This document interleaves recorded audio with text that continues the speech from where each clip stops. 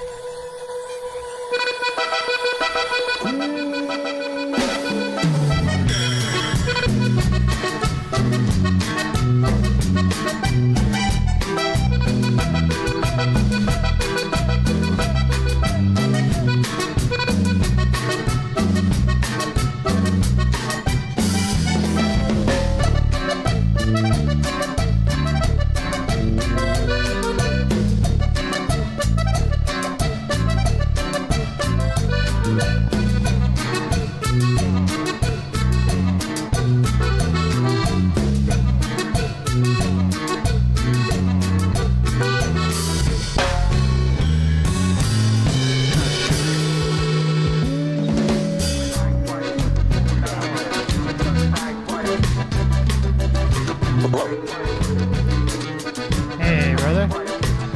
Okay. So just one moment. Just going to bring us in. Can you hear me? Yes. Can you hear me? Oh, boy. I can't hear. You can't No, hear I me? can hear you now. Okay. Yes, yes. All right. Okay. Looks good. Okay. All right. Just gonna bring us in for a quick intro, and then we'll get right into it. Thanks, brother. Your volume cut off again. Just a second. Can you say? Okay, there you go. There you go. Can you say something? Yeah. Test 1, 2, 3. Can you hear me? Okay. Better now. There you go. Can you hear me better now? That's perfect. I don't know what you just did, but that works. Okay. Good. Mhm. It's always something, man. Always something. Thanks, Black Uni. I saw your message. I appreciate it. Rumble, I think, should be good now. All right. Hello, everybody. Welcome back to Forever Conscious Research Channel. Hope you're all doing well. Before we get started, I just want to remind everybody, it's always important to do your own research and come up with your own conclusions. This channel is for educational or perhaps entertainment purposes only, whichever the law would prefer. Okay, so I want to welcome Daniel back to the channel. This is our second discussion, so if you haven't seen the first part, you're definitely going to want to check it out, and I'll be sure to leave a link in the description tomorrow. But if not, you can just go hit the live tab and you can see part 1. I believe it's 2 videos ago, so not too far away. And Daniel, welcome back, brother. We're going to be getting into the Mandela Effect. I know you talked about synthetic Earth and OBEs. I know you dream a lot. And, of course, you're an NDEer, like we talked about in part 1. And I'd like to kind of talk about your opinions of the NDE community in general. Maybe your interactions, like what are your thoughts on that? And then maybe even a little bit about, kind of dive back in later, a little bit about your religious upbringing, because that really fascinated me. So welcome, brother. Right. Good to have you. Thank you. Thank you so much. I appreciate being back. I'm very happy to be back there. Thank you. Thanks, Daniel. So, anything on your mind before we get going? I know Mandela Effect was a big part of your awakening and your journey, so perhaps we can get into that unless you have something else on your mind. Yeah, sure. It's one of those things that it has such a profound impact on my life that I could probably literally discuss it for hours. I mean, the Mandela Effect is where a person like me and you can bridge the gap between our differences of opinion, because you call this the Matrix. But to me, the Mandela Effect and wherever we are now has turned into the Matrix, but where I grew up was an organic planet, basically, is what I think. Not entirely sure about that. I have 500 million different theories as to what's going on, but there's different kind of gradients to the Mandela Effect, right? Like, so some people only see logo changes, and that's what they're limited to. There's people like me, literally this entire place completely changed. There is nothing the same. Not the sun, not the moon, not the clouds, not the sky, not the human body. Everything is completely different here. So I don't know how that works or why that is, but that's what happened to me, is that the entire reality changed. Oh, wow. So That's interesting. I've heard other people talk about this too. Like as far as the whole Mm-hmm. reality, a lot of people point to the 2012 thing, or maybe even a year, a little bit after Mm-hmm. that. Mm-hmm. Seen 2012, 2015 ish, somewhere in there. I mean, I've seen it, heard it, and the Mandela Yeah. Effect is an interesting one. It really is, and it's important Mm-hmm. because there isn't this mass psychosis going on, No. or mass forgetting going on. Things There's things that we know for certain that have changed, that we remember, like as a child or teenager, or young Right. adult, and they're different now. So that's kind of like the crux of the Mandela effect for anyone who may not be aware of it. And Right. it's fascinating. Some people are more affected than others. I know, Danny, you're deep into it. There's also some disinformation, misinformation on the topic too, and a lot of kind of No doubt. No stuff. doubt I'm about not even that. going to bring Yeah. up names, but there's a lot of Yeah. it. And Yeah. and I think that's on purpose, right? That's to Yes, it to is. go after Yeah. someone like you, to go after someone in And the chat. or it's also to create like mass confusion and just keep people spinning in circles too. I think Yeah. that's one of the strategies for whatever is running the puppet show here. Yeah, and Keep they do people that with spinning in everything. circles. I'm Yeah, sorry. everything, right. Yeah, It's right. yeah, spin, spin, spin. Keep you in these boxes. Keep us in all these places. So tell me about some of your more profound ones. My camera's going to go off briefly, on and off throughout Okay, the sure. interview. But yeah, tell us about some of like the most important ones. The most important ones would be, well, before I get into the sun and moon, let me get a little bit more basic first, and that would be Shazam, the movie, Ah, yes. with Sinbad. And so I have one of the clearest memories of my life. I was sitting with my brother. I was 10 years old, sitting on the couch watching TV, and we saw a commercial for Shazam. And that commercial, for whatever reason, was burned into my mind. Like I've seen thousands throughout my life, right? But that one I remember very clearly. But it bothered my brother more because my brother says he actually saw the movie Shazam. I don't remember seeing the whole Wow. movie, but he says he's seen the whole movie. And my brother, by the way, is kind of a skeptic too. Like he's open-minded, but he's kind of like on the fence on everything. And so for him to say that is really incredible. And it bothered him for years and years. And it's not just Shazam. Other things like the Fruit of the Loom logo burned into my mind too. I was in the store like when I was 6 years old with my mom, and we were looking for clothes. And I had this moment as a kid where I just stood there and I stared at the cornucopia on the Fruit of the Loom logo. And I stared and stared and stared at it. And for some reason, I still retain that memory to this day. And yet there was never a cornucopia. So that's the strange thing for me personally, is like benign things that are just everyday boring life crap. I somehow had burned into my memory for some reason. It's not just that. Monopoly Man with a monocle is also one of those things. But in terms of having a profound effect on me, that would without a doubt be the sky and the sun and the moon. Yeah, the sky They is have crazy right now. they And the have moon. no Oh. yeah, the sky has no resemblance to anything that I could remember growing up. Yeah.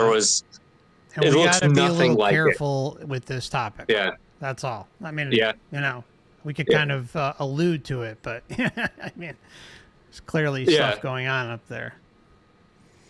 no, I'm not trying to prove something or disprove something. That's not my point here. I'm just trying to say that what I experienced Sure. personally from there being like a golden yellow sun growing up. And Yeah. even when I lived in Arizona as a kid, playing outside all day long in the heat, every kind of sport, I would not be bothered by the sun. Right now, I go outside for 5 minutes. My skin is burned. It's white. It's small.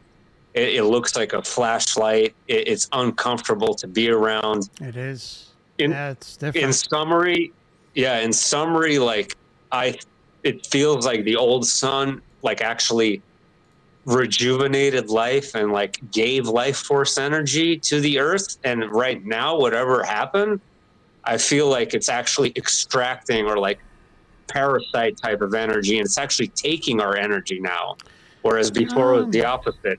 So you don't like I don't find it's like that all the time. This is me personally. I don't find it's like Yeah. that all the time, but I do find it's weird when it's overcast or foggy, and the sun is out during the day.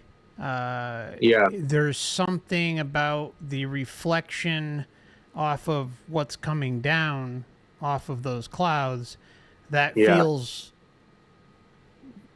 weird, uncomfortable. It doesn't like hurt or anything, but when it's clear out, I'm usually fine. Like, I mean, I think sun's so important for us for our health. Yeah. But I mean, that's just me. Do you find it's all the time for you, Daniel, or is it? No, it's not all the time. And actually, I've sort of kind of adjusted and gotten used to the thing. It used to bother me a lot more.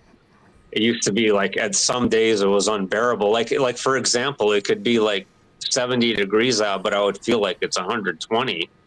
Like I wouldn't be able to do anything in the sun. Like as right now, I could do more, and I could hike and do all kinds of stuff. And no, it's not every day either. There are some days where I don't feel its warmth at all. Like it's like it's not even there. I don't know how to explain it. But you mentioned clouds, and clouds are really interesting too, because they don't look the same to me either. No. And when the clouds do come and they cover the sun, it immediately feels like 30 degrees colder.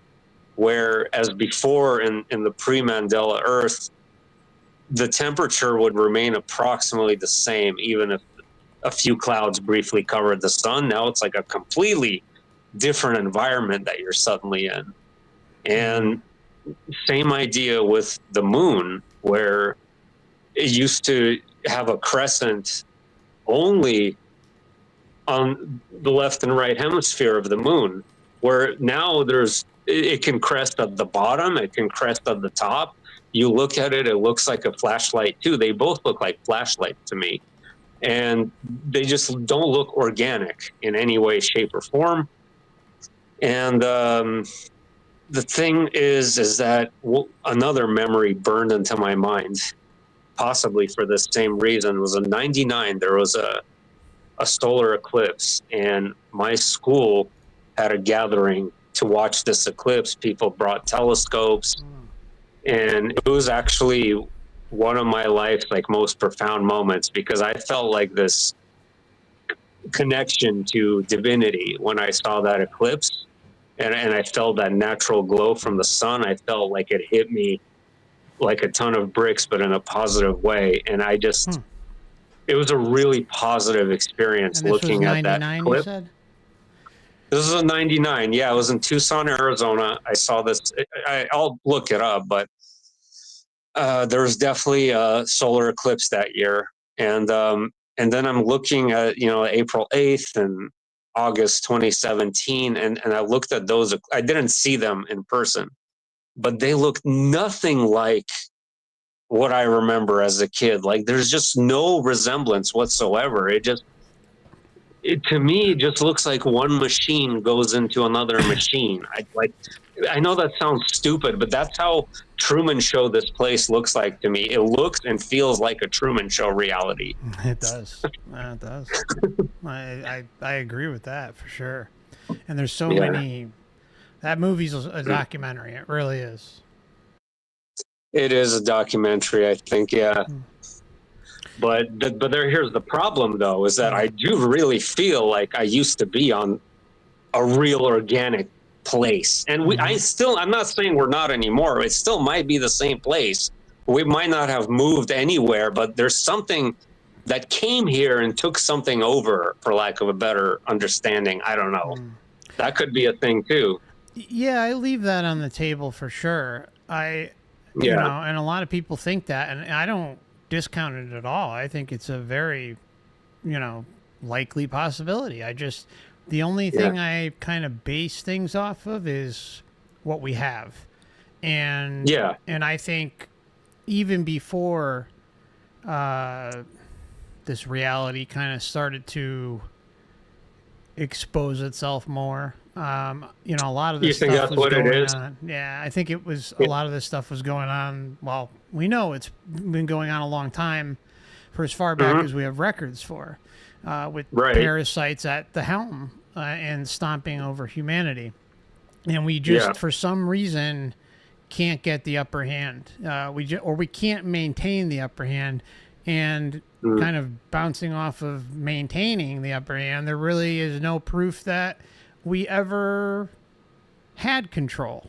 I'm not saying that there weren't pockets of it and that it didn't happen. It's just that I don't see the evidence for it, even though some claim that it was. And one thing I'll kind of just throw out there too, I recall, and be interested to hear your take on it. I had like a really profound number of regressions that were involved with me being in a super chat, $4. I've never heard that before. Well, thank you. I appreciate it. So I'm sorry, just kind of threw me off there for a minute. The notifications changed on the thing. So one of the past lives that I really tapped into through hypnosis and like a deep meditation for a period of time, I remember myself being like a transparent being that resembled human form. Oh. And I remember being somewhere in California near a mountainside and stuff like that. I've contemplated that it could have been Shasta. I don't know for sure, but that's kind of what I thought it was. And I just remember, you know, it's not like I had died and was in the lower Earth astral or anything. It just seemed like it was a time before, or maybe in between, and I just wasn't aware, a time before like physical form was a thing, but it still resembled a human body, which was weird.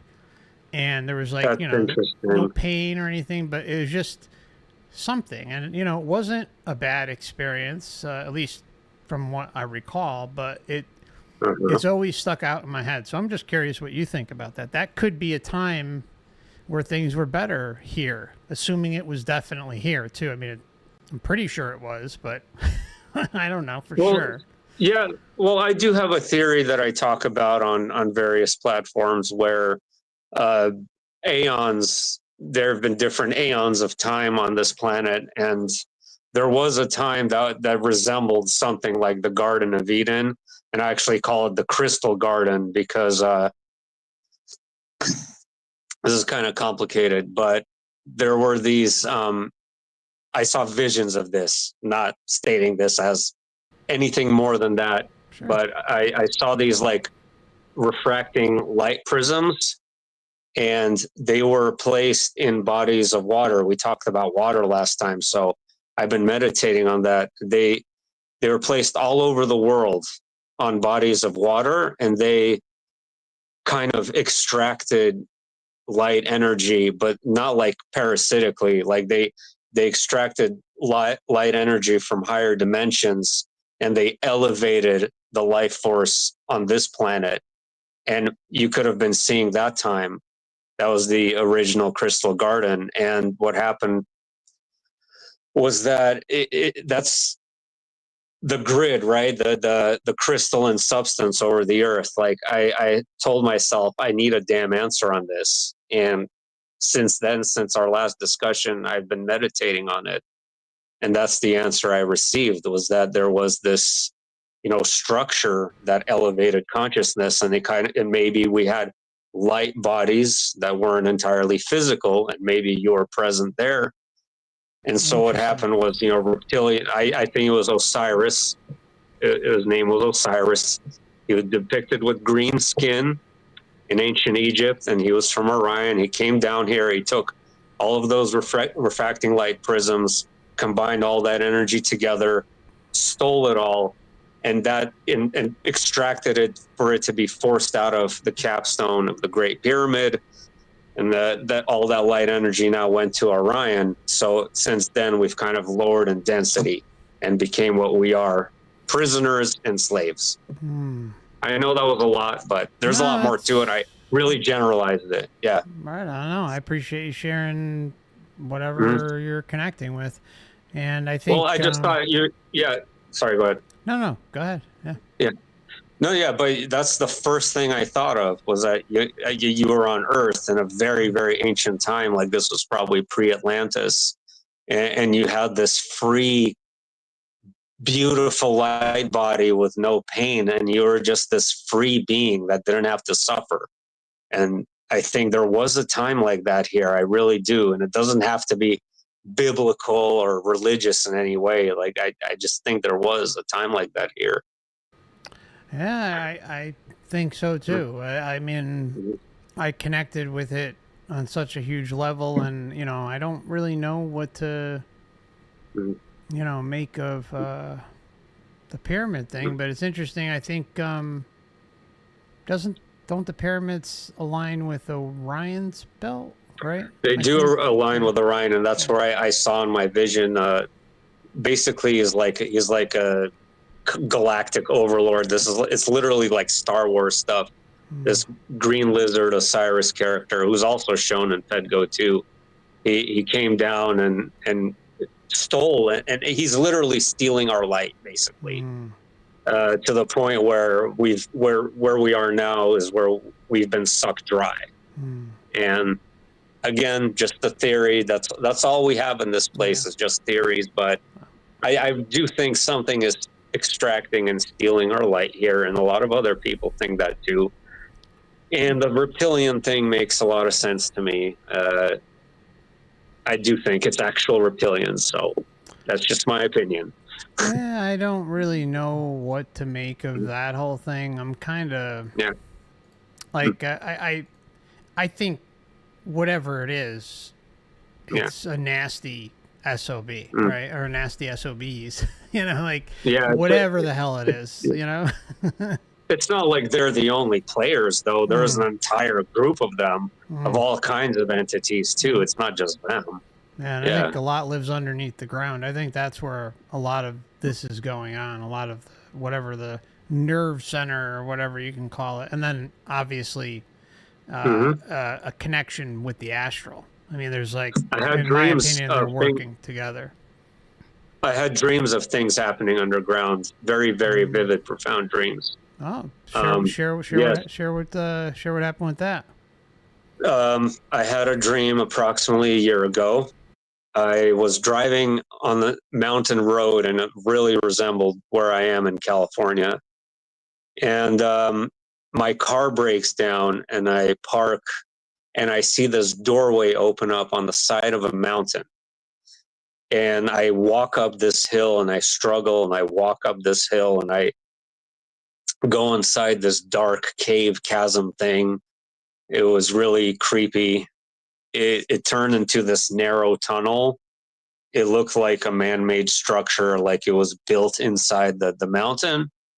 And I go deep and deep and deep, and I go inside, and I suddenly find myself in this massive stadium with thousands of cheering people. And I'm looking at some of these people. Yes, I see big tables down below. Like here's the stadium. It's like a circular stadium. There's like a bottom where the sick event that I saw was going on. But I saw towards the beginning of the entrance, I saw these two large tables. And on these large tables were celebrities. literally like Kim Kardashian. There was like Jim Carrey, Kanye West, like these really like standard people that popular culture knows about. They were sitting at these tables and they were eating human flesh. I see people cheering something on, and then I'm looking, and this is I don't know how much I can share, but basically there was human sacrifice going on. I don't want to go into detail, but there was nasty human sacrifice taking place. But that wasn't it. I'm just kind of hiding in the corner, and I see this massive. Well, first I hear this rumble, this walk, like it just stomping on the ground, and I see this massive, like demonic looking being, like massive muscles with horns. It looks like the classical devil, but it doesn't. There was differences. Like it had a really square face, extremely like overly muscular, like superhero status muscular, and probably like 15, 20 feet tall and massive. Wow. And this thing was walking, and it looked right at me, stared, really turned its head like this. It looked right at me, and I just almost pooped my pants right there, because I felt its energy, the dark energy. I felt it. But after it looked at me, it just kept going. And as it entered the stadium, everyone was cheering them on. Yay, yay, our whatever has arrived. And I bolted the hell out of there. That's so interesting because it's wild. Yeah. But like, as soon as you said you went into a stadium, I immediately thought of NDEers who do the same thing. They go into stadiums, they go into arenas or whatever, and they are the center of attention, and the entire room is, cheering them on and clapping and yelling. It's like, yeah, you did good, like that. But except instead of it being like positive, it's horrible. You know what I'm saying? Like, I don't know. Like, it's like that concept in NDEs, or that those who experience that really blow me away. And it feels like they, in those scenarios, they're trying to stroke the ego. And then I think it results in, well, it always results in someone coming back. So I don't know, just interesting, very interesting. And I think a lot of crazy stuff goes on underneath. I totally believe there's a lot going on under there, and I think it's been happening for a very, very long time. So I think there's some evidence for it. I mean, I wouldn't say, no one went down there with a camera and came back and did something, but it's one of those topics I spent a lot of time on, and there's some really weird stuff out there that crisscross with information, and totally different time where it's just wild. It gets my mind going. Like I'm gonna try to like throw a little bit of this out there because it's fascinating stuff. But a channel I highly, highly recommend everybody watch to kind of get an idea of this is Mr. Mythos. He's absolutely he's incredible. I mean, I love Mr. Mythos. He's one of the best out there. Like, he's just so good. And I agree. He's just sources everything so well. He spends a lot of time going into his stuff. I'm glad you're familiar. So he did a great series on all this, and there's an interesting person. I don't want to ramble on too much, but this topic just gets me going. You have a guy who was like in Ohio or something like that, and he ended up I think he was like a professor or something like that, and he ended up essentially running into some things that he shouldn't have, and was burning like a, or was involved with like, I'm sorry, he was writing a book exposing, I think, masonry or something. And the printing press that the book was being put on was burned down. And I don't know if the book, I don't remember if the book came out. I think it did, but. I think I know what this sounds really familiar. Yeah. Did Mr. Mythos did a video on this, right? Yeah, he did. Yeah, It's yeah. Yes, I know what you're talking about. And then he got, taken, underground and and came back and wrote a whole book. This guy, I think was close friends with the president at the time of the United States. I don't remember which one. He was like friends with Mark Twain. I mean, this isn't some fly-by-night clown. This is someone who has something to back it up, and they, he went underground, and then there was like a fake murder or something related to him, and so anyways, just to kind of, I know I'm explaining this horrible, but like I believe it was in Kentucky or Ohio. I think Kentucky. Yeah, I think it was Kentucky. Something like that. And the entrance was figured out where he could have gone into. Although Kentucky has the Mammoth Caves. Yeah, I think it might have been Ohio. I don't remember, but yeah, there's a huge cave network in Kentucky. Yes. And so he ends up giving away the location, but not stating it exactly. So years later, people could potentially figure it out, and I think they did. And what's crazy is that, what's the guy, Smith, the Mormons, right? Joseph Smith. He was big in on this, right? Like, he was kind of connected with it. And also, like, when I heard about possible coordinates where it could have been, I started to zone in on it, and lo and behold, Smith was like hanging out and had things going on like a quadrant below where this cave entrance was. I mean, so there's a lot of weird stuff. And so it's like, what are the chances of that? And like Smith, and there was some sort of involvement with, I don't know. I'm really not doing it any justice. Just go check out Mr. Mythos. I'm sorry. Yeah. No, that's a good recommendation. I recommend him also. Yeah. Yeah. And check out your channel. Check out Daniel's channel as well, everybody. There's a link in the description. So thank you. And sorry about that. I kind of went off on a little tangent. So let's kind of go back into the Mandela Effect. It's interesting hearing about that. So any others you may want to, any more really profound ones that you can recall that are, were a big part of your journey? Yeah, absolutely. The human anatomy is one that really bothers me a lot, specifically the kidney and the livers, but also the skull and the eyes. Do you know where the kidney shot was in boxing? You can't hit someone in the kidneys. Do you recall that? Yeah. It's right in the lower back, right? Because the kidneys were there, but the kidneys are not even close to the lower back anymore.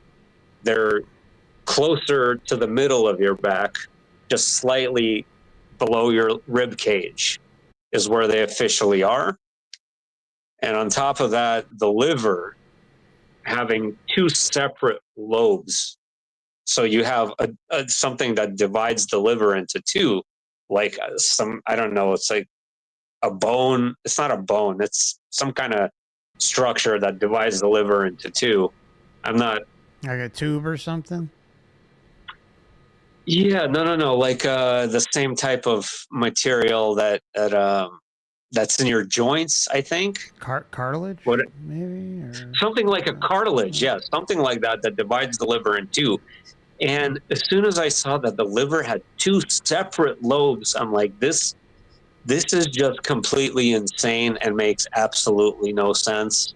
And then when I was playing in my last band, and I always have a lot of synchronicities with this stuff, by the way. If I think about it or talk about it, something in the reality presents itself to me with that subject. And this is like a daily thing at this point. I'm used to it. But yeah, my drummer was talking about how, yeah, my wife's dad has liver cancer. And did you know that you can do a transplant and give half a lobe of your liver? And I'm like, what? Give away half of a lobe? Because, yeah, he's like, yeah, your liver will grow back. I'm like, no. Like, yes, I'm aware that I'm not a doctor. I know that. But this, I know enough about anatomy over the years to know that this is absolute nonsense. Another thing is bones behind the eyes. The skull never had bones, like an orbital bone behind the eyes. There was never anything there. It was just the brain. And not only is there bone behind the eyes, the iris has a black ring around it for some people. And the weird thing is with me is that I had it before and it went away. So I'm like, am I in a different body? Like, what the hell happened? But I used to have a black rings around my iris, and now they're gone. And it's one of those things some people have and some don't. But I've always had weird stuff with my own body. I had 4 wisdom teeth pulled out as a kid for braces. 3 of them grew back, which is exceptionally a rare phenomenon. So, wow. Every time I tell that to a dentist, they're like, "What?"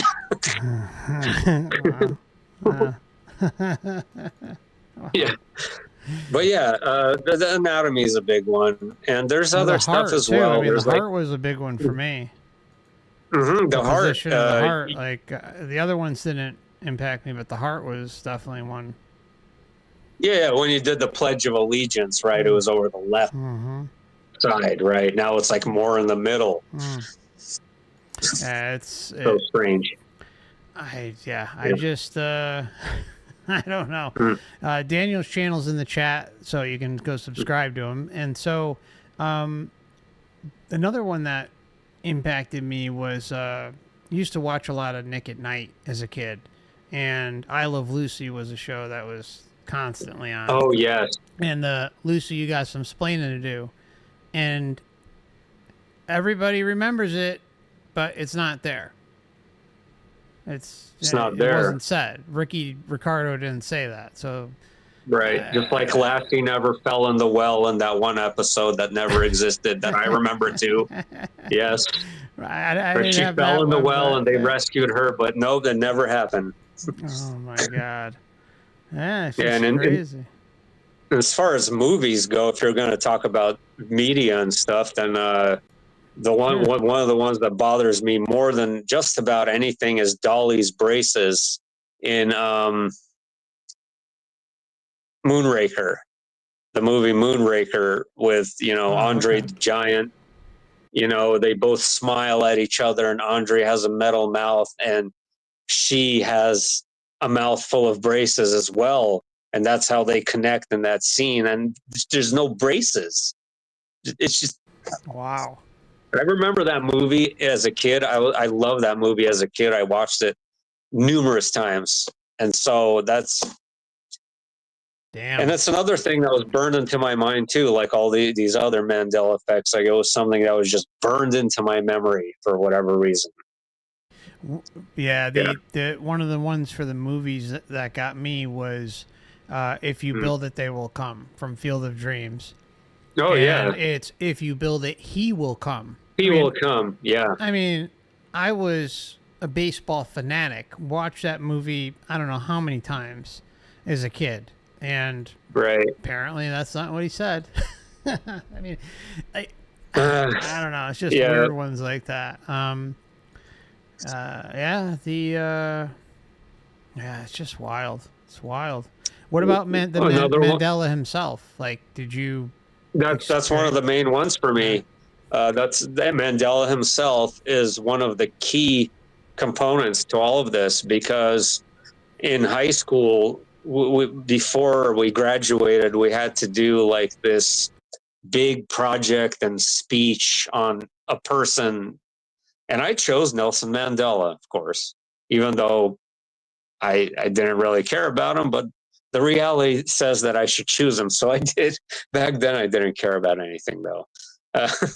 So, I chose Nelson Mandela and did a big old speech on him and did all this research and read all these books about Nelson Mandela. And I remember not only him dying in prison, I remember when he died in prison. Wow. I still remember when he died in prison. He died in February 1993. And you did a project for school on this one. For school, yes. Damn, in dude. February 1993. And the fact that he ever, like back then, the idea of him ever becoming president of South Africa was like a inconceivable alien concept that made no sense to anybody. Yeah. Just ridiculous. But here we are. So yeah, Nelson Mandela is a big one for me. It's like that was one of the things that kind of made him a martyr for the cause of the apartheid, was him dying in prison. That's one of the things he was remembered for. Exactly. Pisses me off a little bit. No, it's crazy. And when you and like he's, well, whoever it is, let's whatever was going on. I mean, there's some pictures of him in some very telling garb. Let's put it that way, where he's clearly a system asset.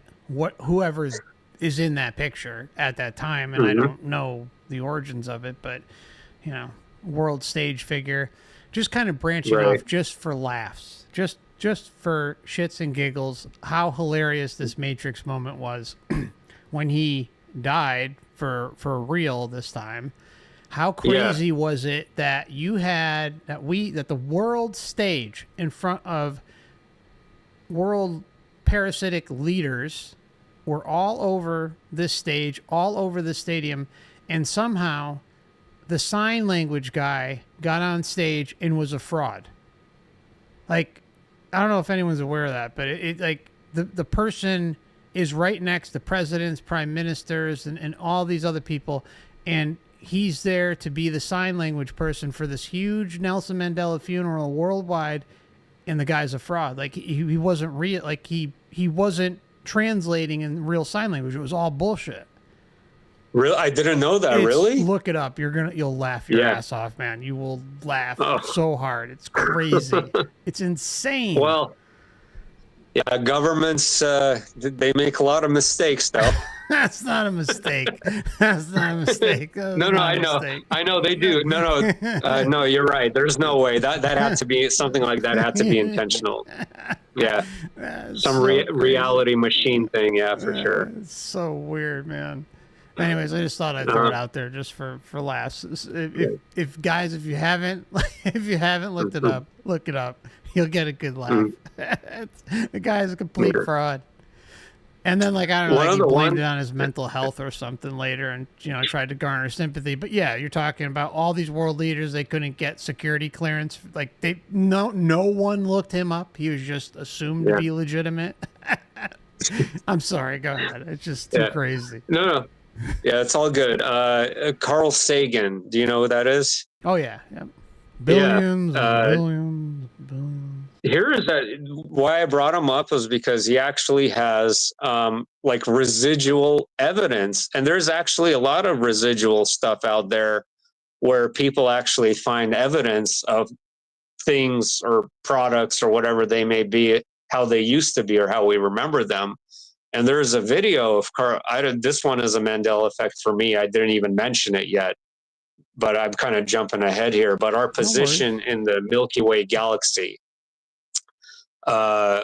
we used to be like on the outer band, like literally on the tip of the Milky Way, right? If you look up go on NASA's website right now. Oh boy. And we're not even close to there. I think it was the Sagittarius arm we used to be on. And if I'm not mistaken, we're in here's Orion again. I think we're in the Orion band, but we're much closer to the center of the galaxy in a completely different position. But there's still a video on YouTube of Carl Sagan talking about being on the outer arm of the galaxy. So how is that?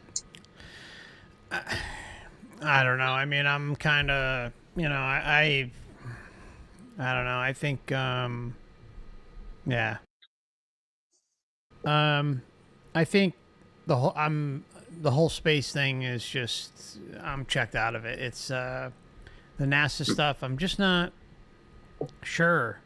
Like, No, I'm not sure, but I mean, I think it's. Yeah.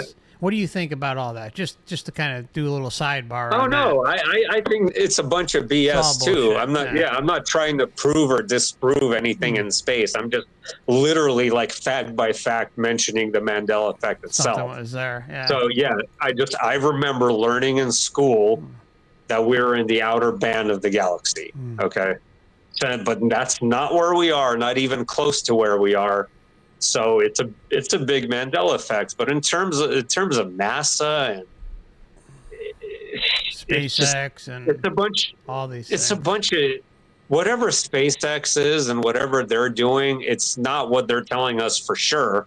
I think that Elon Musk and Bezos and all of them probably have some kind of Elysium colony that they're building or something. I don't know if it's in space or whatever, but they're doing something that's not even close to what they're telling us it is. And not NASA itself, NASA lies about everything. I don't believe the moon landings were real. And I don't believe the pictures we see, most of them are phony as well. Yeah, and same thing with Musk and Bezos. I think all their footage is complete horseshit. Like it's, I've watched so much of it that NASA spent years looking at that stuff, and it's just so sketchy, and just it's all bullshit. Like I think the Tesla floating in space. Oh my god, that one's just so ridiculous.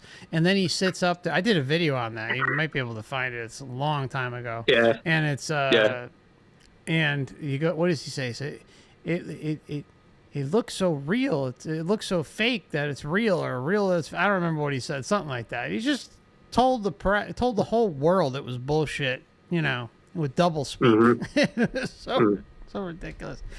Yeah, and my kind of opinion is that we're in some self-contained system, but but if you really, really want to boil it down, that it's a holographic illusion. It's not really, but it's an interactive holographic illusion. Then, you know, we can knock on the desk and feel everything and pain receptors and all that stuff. But I think at the end of the day, regardless, it's a holographic illusion, and a contained one at that I don't think anyone leaves. I don't think anyone in a physical body can necessarily leave and go outside of it. And I think the way you do leave is through astral projection, OBEs, heightened meditation experiences, etc.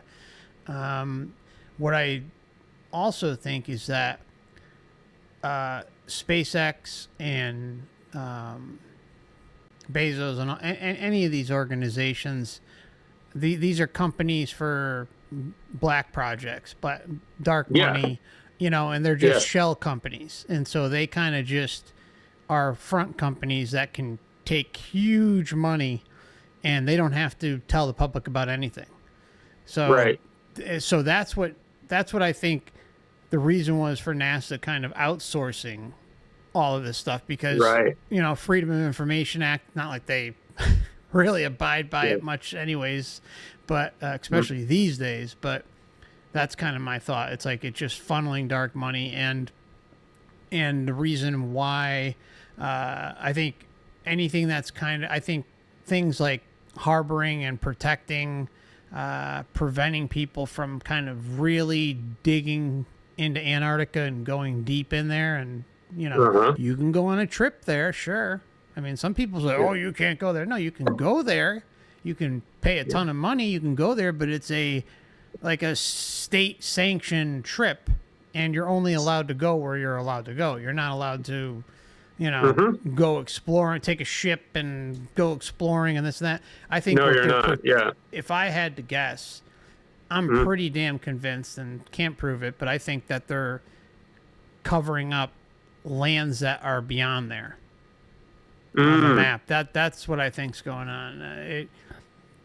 Or there's some crazy thing there that they just cannot have any attention on, like something insane.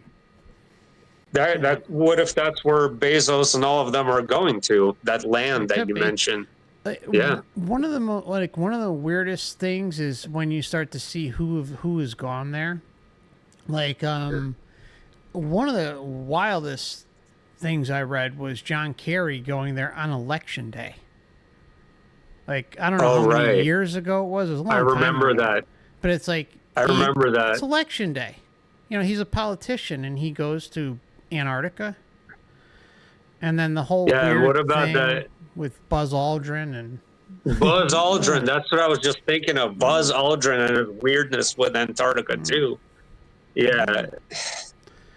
He posted a tweet about there being something evil here, and then he took it down, but people recorded it, and then he claimed that he never posted any tweet like that was a lie. You know what I'm talking about? Yeah, and didn't they? I don't remember verifying the tweet, but I do remember it caused an uproar, and I don't think it was bullshit. And I do recall there being articles and pretty widespread coverage that he needed to be like evac'd out of there or something like that. Yeah. I remember that too. Exactly. But it's I think I think there's probably a lot more to this realm, and I think even on today's map that there's other areas of the realm that are not on maps, and if you don't know about them, and you know most people are not picking up a boat, they're just going to assume, hey, the map's the map, and you know every single square inch has been discovered, blah blah blah. So they're like the motivation for most to explore these days just isn't really there. So I'm sorry, this is about you, Daniel. No, it's all good. It's all good. This is interesting because you mentioned something really important, because even by official scientific doctrine, only 5% of the ocean has been explored, for example, like the actual ocean floor. So you brought that up, and then, we're supposed to trust maps. I don't trust maps either. It's just, why should we? Like, there could be so much, and people have claimed to see islands that don't exist too. Like, that is actually a thing, and all kinds of other stuff. So. It's who knows, right? I mean, how far this all goes. Something that sticks out to me too is what is it? I'm having a mind fart. Like Floor 13. Is it Floor 13? It's kind of a early Matrix-y type movie. Someone in the chat will remember. It's a Matrix-y movie. Something 13. Anyways, when I watched that movie quite a few times, and when someone corrects me in the chat, I'm gonna put the name out. But what happens is they're leaving Earth, and they're kind of going into different time period in this kind of secret location, the 13th floor. That's it. Thank you, Awakened Mind. That's it. Yeah. And so when they go out, but there's like this part in the movie where they're trying to, they know it's bullshit or something like that, and like they're driving, and they're just gonna keep driving, and then they reach like the border of the Matrix. And I think that could be a possibility, too, that they don't want us to maybe see where the realm borders are. We can call it the firmament. We can call it whatever you want, right? Yeah. Like the quarantine zone, like the end of the simulation border, whatever, right? However anyone wants to frame it. But that always like stuck out in my head. It's like, of course they would protect something like that if it exists, you know? Gate guards. Yeah. Well, I don't know. It might exist. I don't know where we are. All I know is that this is not the same place that I recall, like up until like it started to change a long time ago, but it really ramped up like actually after my NDE, where this place started becoming unrecognizable. I would say 2012-ish. Interesting. Yeah, around that time it all changed then. Yeah, and there was that whole lead up to 2012 too, with the Mayan was- yeah, that calendar. was- I mean, that was years and years in the making, Mhm. and a lot changed. I can't pinpoint it personally myself to 2012, but wasn't that far after. It wasn't that Yeah, long after. Like it wasn't that far after that something really happened. Like, who the hell knows? Maybe the world really did end. I don't know. Like, none of us know. That's the thing, is that what if it did end and just some people decided to just shift their consciousness to other bodies on some Truman Show crappy reality that looks like a TV set just to continue living? Or maybe they were coerced to. I don't know. But that's what I feel like I'm in, like in some TV set. Yeah. Like there's synchronicities every day. I see 666, 9/11 everywhere I go. I see all kinds of weird stuff related to cars, and it's this whole big thing. It's not just like Mandela Effect is just one portion of this massive synchronicity thing that's going on every day with me. It's annoying. Yeah, no, the synchronicities are mind blowing. Like they same thing with me, man. They happen daily. Like it's just, and I laugh about a lot of them, and some of them are like, all right, yeah, no, they're not surprising anymore because they're just so freaking. They happen so often. Like for example, I would use a word like that's not like a common word or whatever, and talk about it with a friend.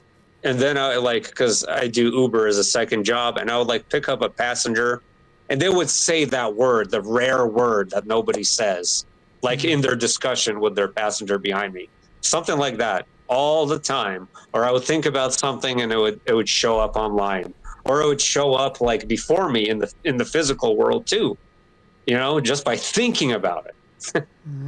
Yeah. It's mind blowing. It really is. Yeah. Like one of the more profound ones, I talked about this, I don't know, a few months ago.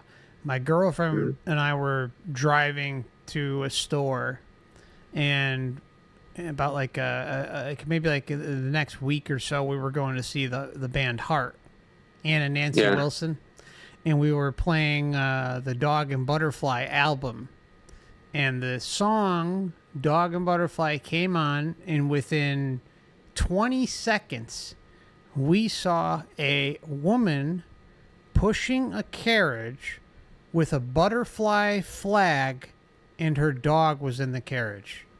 It was I love it. just like, wow. I mean, like, that was just incredible. Yeah. I mean, while the song was playing and the album was playing, it was just wild. So, you know, it's like things like that, and it's like we laughed and we're like, good Lord. That was just crazy. That's incredible. And and like people would try, like I had people tell me, oh, it's something called aponia. I don't think that's where you see repetitive numbers. And I'm like, no, that's not what it is. Yeah, it's like a disorder, right? No, it's what the number of 66. Yeah, the number of 666 and 9/11s that I see are completely physically impossible for it to be a disorder. And it's not just, it's like a third of them to 40% are on license plates, but it's not even close to just that. I would see it on my phone, on a website. I would see it on a piece of paper. I would see it written somewhere on a building. 9/11, 666, 9/11, 666, everywhere I go. And it's just, yeah, sure, it's a disorder, right? Yeah, it's the repeating numbers are wild. Yeah, like they're just during the whole scam thing that happened a few years ago. I mean, good Lord, they were everywhere. I actually did a video on that, and they took it down, but that was the ultimate Truman Show reality. Yep. That was like the season finale for this period of time. It was crazy. Absolutely crazy. And then after that, there's a new season of the Earth show started after 2020. Yeah. We have a new season now, and then the season finale this time, I think, is going to be way bigger than that. I agree. When it comes, it's, that was the primer. Yeah. That was the primer. Right. I think it started with, I seriously think it started with Trump, and then it went into like just him being like the puppet out there. And then you had that whole thing we just talked about a few years ago. And then whatever's coming next is going to be nuts. And personally, Daniel, I don't know about you, but I've been rooting and sending out my intention for the fake alien invasion all the time. I got my lawn chair ready in the backyard, in my garage. I'm going to launch it and put it out in my backyard and with a bottle of booze, and I'm just going to laugh at the insanity. I'm really hoping that we get the fake alien invasion. I had an alien invasion dream. I'll share it if you want. Please do. I remember it. Several years ago, I shared it on my YouTube channel. I was again on a mountaintop, and I was overlooking the ocean, and there was an eclipse. It was a lunar eclipse, actually. It looked like a blood moon, and it was right about done before the moon went back to normal. And I started seeing like thousands of yellow UFOs flying out of the ocean, just thousands and thousands of little yellow lights.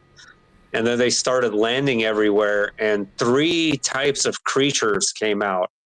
And they're not what you expect in sci-fi culture of an alien. They were not like that at all. One of them looked like a giant 7-foot tall bat, like a flying bat with wings, but it was walking, face like a bat. They're interesting. The other ones looked like muscular bald men, like Stretch Armstrong. Remember that? Oh yeah, that toy from the 90s. Oh, yeah. They looked like these toy-like fake. Yeah, they were bald. They had like plastic-looking skin. They were very tall and very muscular, and I was looking at that. I had this impression that they were also very low IQ. They seemed very stupid to me.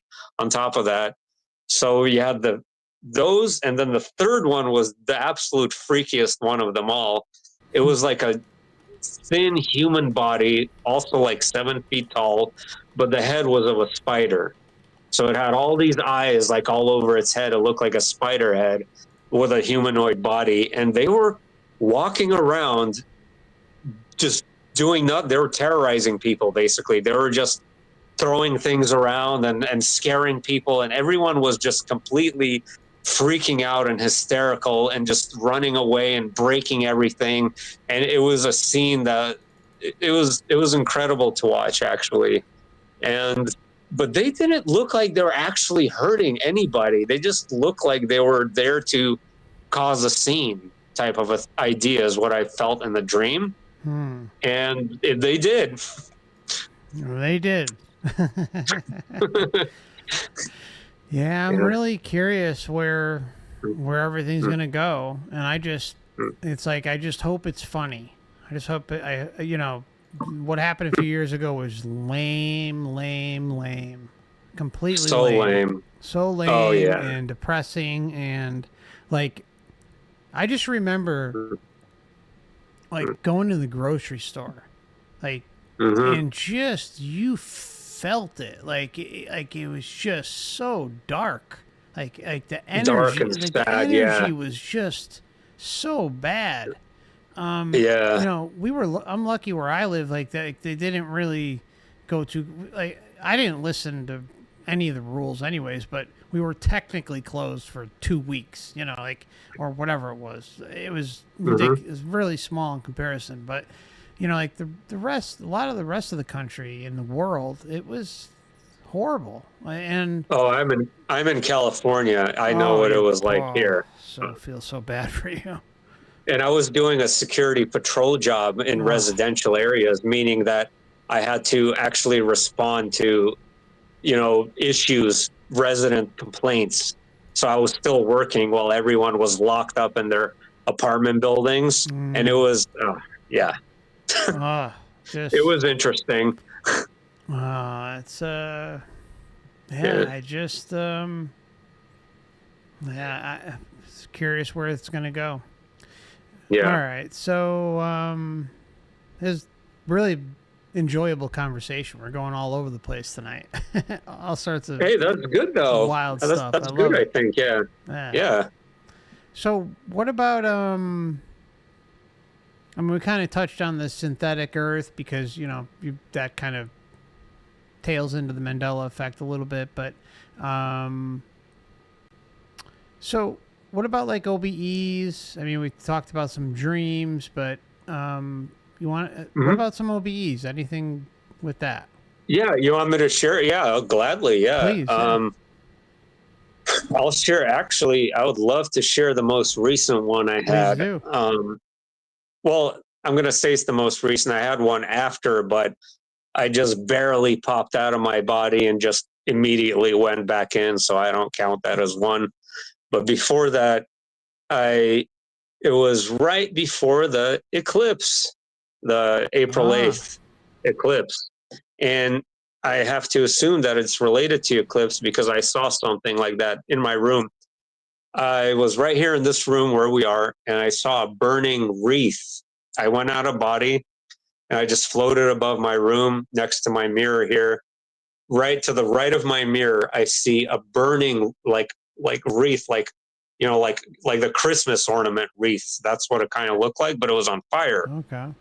And so I touch it, and I keep touching it. And I'm like, I'm not getting burned, and this is awesome. But I see there's something on the other side of it, like it's a portal. And I put my hand through it, and nothing happens. But then I just decide to fully go inside, and I find myself in like a nebula cloud, like a dust cloud. I know you don't like space, but that's what I saw.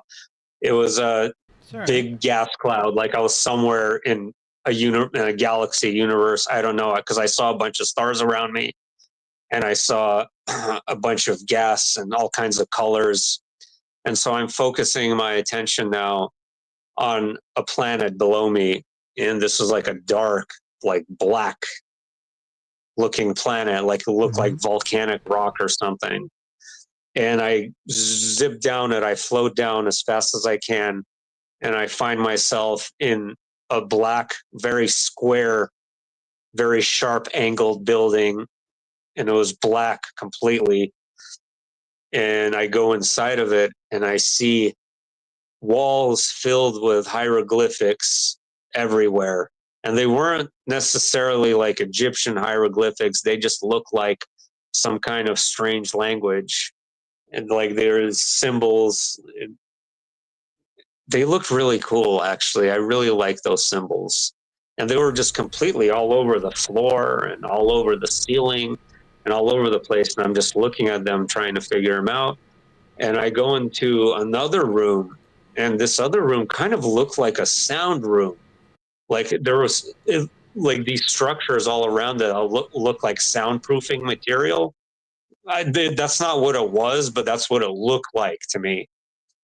And on the floor below, there was all kinds of red clay bricks, and they were stacked on top of each other. And the red clay bricks had the same hieroglyphic writing on them.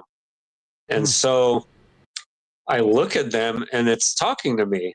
So I'm like, okay, I'm actually communicating with sentient bricks or something, because it was living. Like all of these bricks were alive. Like they were like moist clay bricks is what they look like. So Okay. they just started telling me, like burning into my consciousness, like who they were, and that they're alive, and that they're very ancient.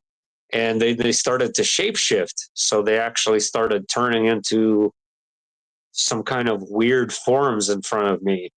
And that's the point where it kind of freaked me out, and I got a little scared. And they kept communicating, but I floated out of there, and I flew back out of the burning wreath portal and ended up back in my body. Wow. Yeah. Wow. That's wild. I don't even know what It to is make of wild, that. yeah. Well, me too, because I've seen weird stuff in OBEs, but I've never seen a life form like that. I've seen what you could think of as aliens, but that, like a sentient clay, is not something I could ever come up with in a million years. That was really interesting for me too. I think there's it's like there's so much that's alive that we're not even aware of. Right. Even when someone, I mean, some people just say, "Oh, you're crazy, Mark," or but like even things like that, people are putting their energy into that are inorganic. Perhaps there is a Hmm. transference of their organic self into something that's inorganic that turns organic, if that makes sense. I mean, it That does make sounds sense. Yeah. nuts, but It it's doesn't. just throwing it out there. Like, Well, I know trees have true essence within. Like, mhm. I know. Yeah. Like, I don't need, and people can laugh and shit on me all they want, but there are true essence beings within trees and leaves and grass and flowers, and it's a lot more profound out there than most think, and anyone can kind of get there to that point and prove that. But like when you go a step further and talk about inorganic material that's created, but it's created with human intention, human creator Yeah. being abilities, I think there's a transference there. I think. There Not is. sure, but I think there is too. You're right. Yeah. And that could be one of the ways AI becomes sentient, because that's literally a transference of information and energy right there. And what actually, that clay stuff could have been some kind of ancient super sentient supercomputer too. I don't know. That came in that form, or it could have been an organic being. I really don't know Yeah, what it's it was. so tough Yeah. to say. It's so Because tough to it say. was sort of wiped from my memory exactly what they told me. Of course it So was. that, yeah,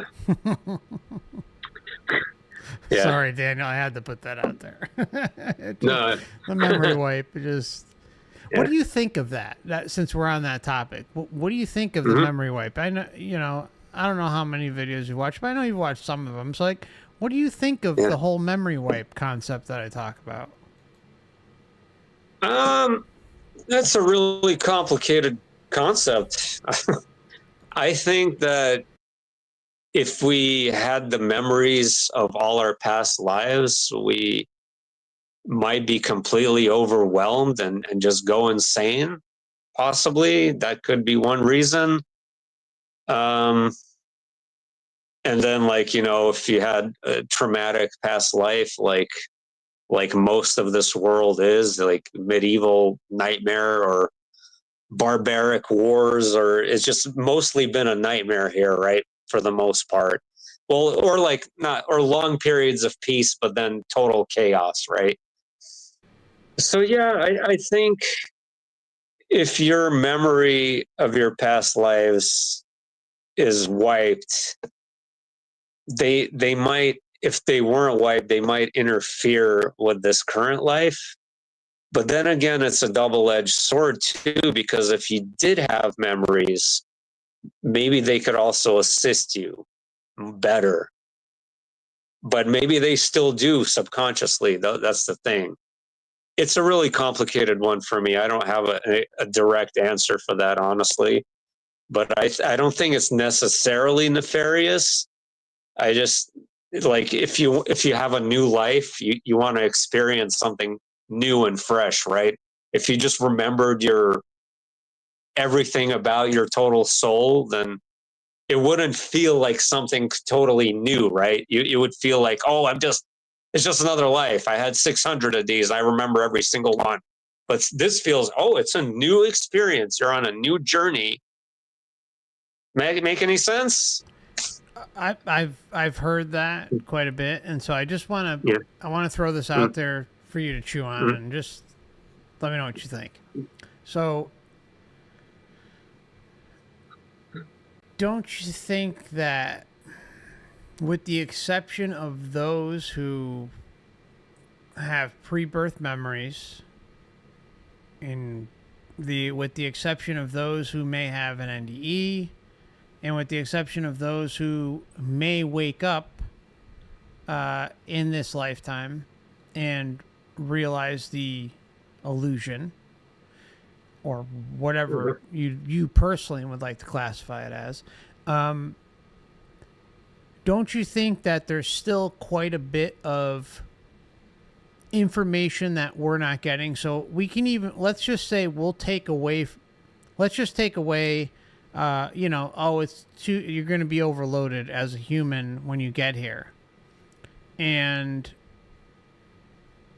like, but there's still a lack of a playbook. There's still a lack of some sort of knowing, like a strong inner knowing that all of us do not have. Like the vast majority do not have.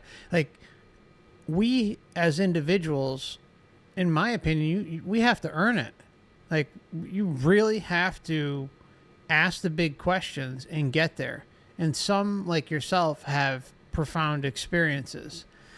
But at the same time, the vast, vast, vast majority of everyone here do not have a clue about not just one or two past lives, but almost none. Like, none. You know, like they're like totally unconscious, basically. Exactly. Yeah. And this meat suit itself, human body, whatever, is purposely designed by whoever made it, whatever group of beings or being made it.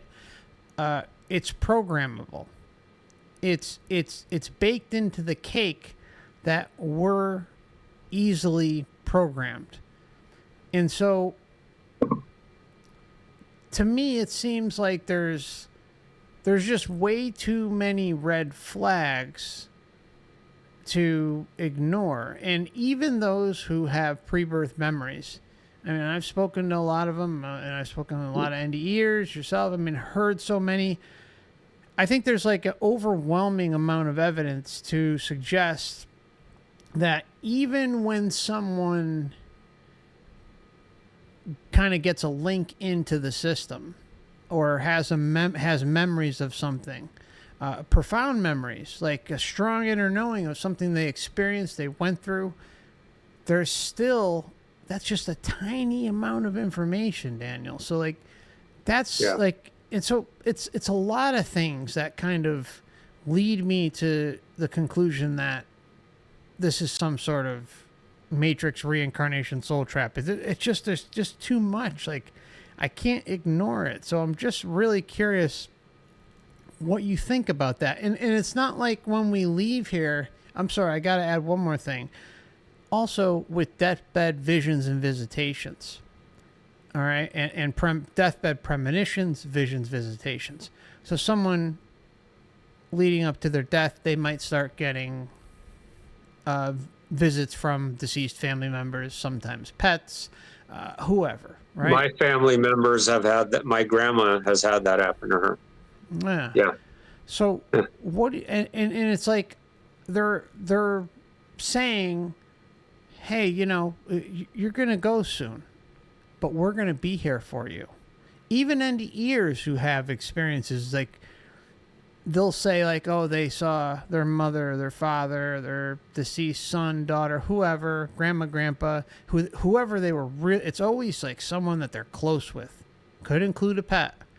And on the deathbed, though that being or beings or religious figure, could be, you know, some sort of whatever their belief system is, whoever they're strongly connected with, that being or beings is going to make an appearance and say, hey, I got your back, Daniel.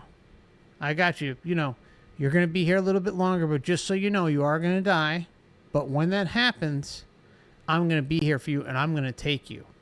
I'm going to help you. So there isn't even a room for you or me or everyone else to kind of breathe and say, whoa, back up the truck. Let's just see what happens, right? Like, what do you think of that? Like, it seems like there's a constant, like push, like hammer at us. And like, to me, it's like, I don't know if it's 100% nefarious. Maybe there's some legitimacy to it, but why go to the light when it could potentially be a trap? Because these beings are telling us that they're going to take us to the light, and they're or at least they're claiming to be our deceased loved ones. What do you think about that? I mean, is it just, I don't know, man. It's hard. I think all possibilities are there. And like we discussed, I think each and every one of us, as I mentioned in the comments in the previous video, is our own universe. And in our own universe, our eternal creations already exist. So whatever we manifest in the future, it rings back into the past. And ultimately, we do have our own separate reality bubbles and our soul constructs, our soul family, but they do ultimately all blend into one. And so as an eternal soul, maybe that particular being wants that experience for itself, for it to feel like really interesting. It's like that's how it wants to meet the afterlife. It created that for itself specifically. Okay, so the person with the loved ones, they already came up with that in their eternal nature for that specific sort of thing to happen. And in my universe, I already have a plan of what I come up with. And it could be like some weird cosmic game where they mess around with you a little bit. Even you could even add in some deception, but ultimately it is, I think each of us is in our separate eternal reality. And then also, what if, some people are literally just afraid to die. Well, not some, a lot of people are afraid to die. Mm-hmm. And that's why I don't think it's necessarily nefarious that loved ones come and meet you, because it's terrifying. You know, people make a lot of mistakes, including me, and we all do bad things, and, you know, people are afraid. So if you have someone there to kind of reassure you, what I'm trying to say is that I don't think it's necessarily nefarious that if a loved one is there. That's all I'm trying to say. I'm just saying that, yeah. And my grandma was afraid. My grandma was afraid, and she was 94, and she was really scared of dying. And when she was, and she kept saying that her mom is there, and whenever she talked about her mom, she would smile with a massive smile, and she'd be really happy. So in her case, I think it really helped to transition. But as far as leading people to the light, I don't know.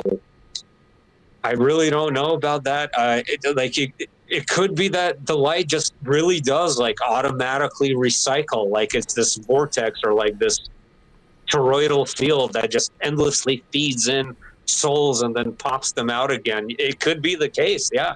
I don't know. I know that was not the greatest answer. No, dude, Daniel, no, it's fine, man. I want you to speak however you feel. Like I just think it's just awesome that we're able to talk. Like differences aside, whatever, different thought, whatever, man. I really appreciate it. I really do. Like it's cool. I think if we've been around forever, which I do think we have been, we create whatever conditions ultimately. And if we want boogeymen to show up, then they'll show up too. And if we want weird shit to happen in the afterlife after we die, then it'll come and happen too. I don't know. Well, that just goes to the customized experience. I agree with you. Yeah, right. Yes, exactly. I mean, it definitely happens. And maybe there's a lot of proof for that. maybe existing eternally. We're just that bored. I don't know. Well, we could be bored. I think, I guess, like, my thought is like, the one thing I throw out constantly is, like, I don't pretend to have all the answers. I don't know all the answers. Like, I see what I see and I interpret what I interpret, and I think there's a lot to support it.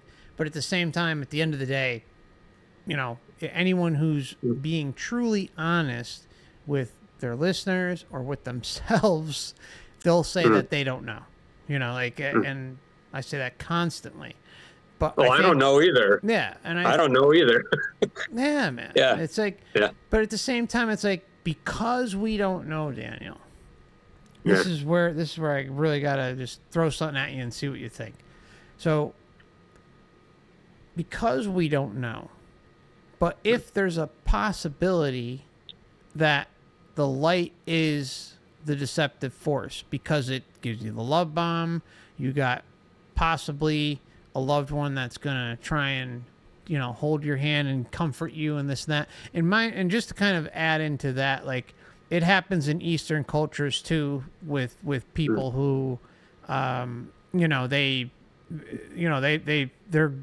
grow up in an environment where they're most likely not as afraid of death as someone in the West.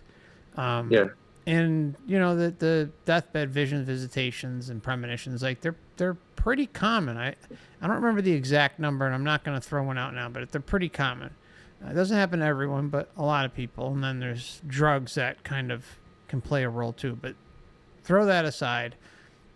The one thing I'll just kind of say to you is, like, because we're both sitting here and saying, hey, we don't know, there's a lot of weird shit going on here, stuff doesn't make sense, and because we don't know, wouldn't it be better to just kind of take the sovereign mindset, the intention of us being sovereign creator, being individuals, and not necessarily just going along or even allowing ourselves to interact with beings that are claiming to be grandma, grandpa, mom, dad, whoever. Sure. You know what I'm saying? Absolutely. Just see. Like, I feel very sovereign as a soul. I feel very sovereign. I don't feel like somebody has to hold my hand. Like, I feel like when I die, I will freely explore the multiverse as I please. Like, I feel that power within me. And I definitely encourage that in other people. Absolutely. Yeah, of course. You make a great point. Don't just necessarily follow whoever when you die. Like, there's some. Yeah, absolutely. And that also ties into hellish realities too, because I don't know if you know about Howard Storm's near-death experience. Yeah. Because me and him I had a similar OBE with a hellish experience, and he had that happen to him. He had guides that kept telling him to follow them, and where he ended up was hell, right? Yep. So maybe if he didn't follow them and he stood strong and just like, no, I'm gonna, find light, love, and peace, but he ended up where he was. But problem is, that's a good question. And well, he was an atheist too, so he didn't even have any. That's a big part of it, man. Right? No. Yeah. Like, but who knows? I know he's also not shared certain things, and I know you're kind of privy to that stuff. I'm not going to push you for that, but I've always been curious. Yeah. I'm sorry, Dan. I don't mean to make you uncomfortable. I'm sorry. No. Curious about what? I thought I heard an interview of you and him, or not you and him, but you talking about some things that he didn't want to talk about, or something, or some things that he said he would never talk about. I want to say it was with you're Trisha. Right. This was a long time ago. Probably like an interview about 6 years ago, maybe. Yeah, maybe. I hardly remember though. That's the thing. That's all right. Yeah. Sorry. It's all good. All right. You want to take a break? You want to wrap things up? I don't want to hold you too much, but I mean, it's up to you. If you want to keep talking, I'm down. I don't want you to be in pain either, brother. I'm not in pain. Yeah, let me just take a 5 real quick. Yeah, we go on like 30, 40 more minutes if that's okay. Yeah, that sounds great. So yeah, let's take. You can take a few more minutes too. Let's take like 6, 7 minutes, and we'll be back shortly, everybody. So take your time, Daniel. Don't even rush back. My phone's low on battery too, so I'm gonna have it charging now as well. Okay. All right, brother. Appreciate it. Thank you, everybody. We'll be right back. And please just mute your phone, brother. Thank you. Oh yeah. We'll be right back.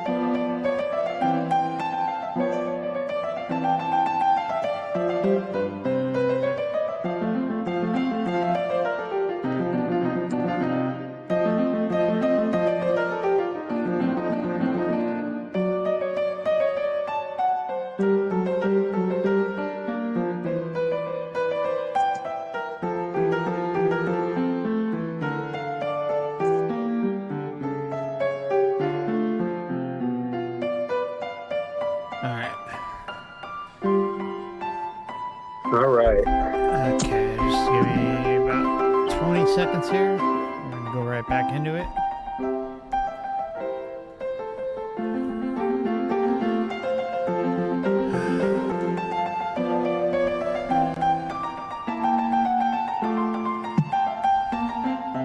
Really appreciate you coming on, Daniel.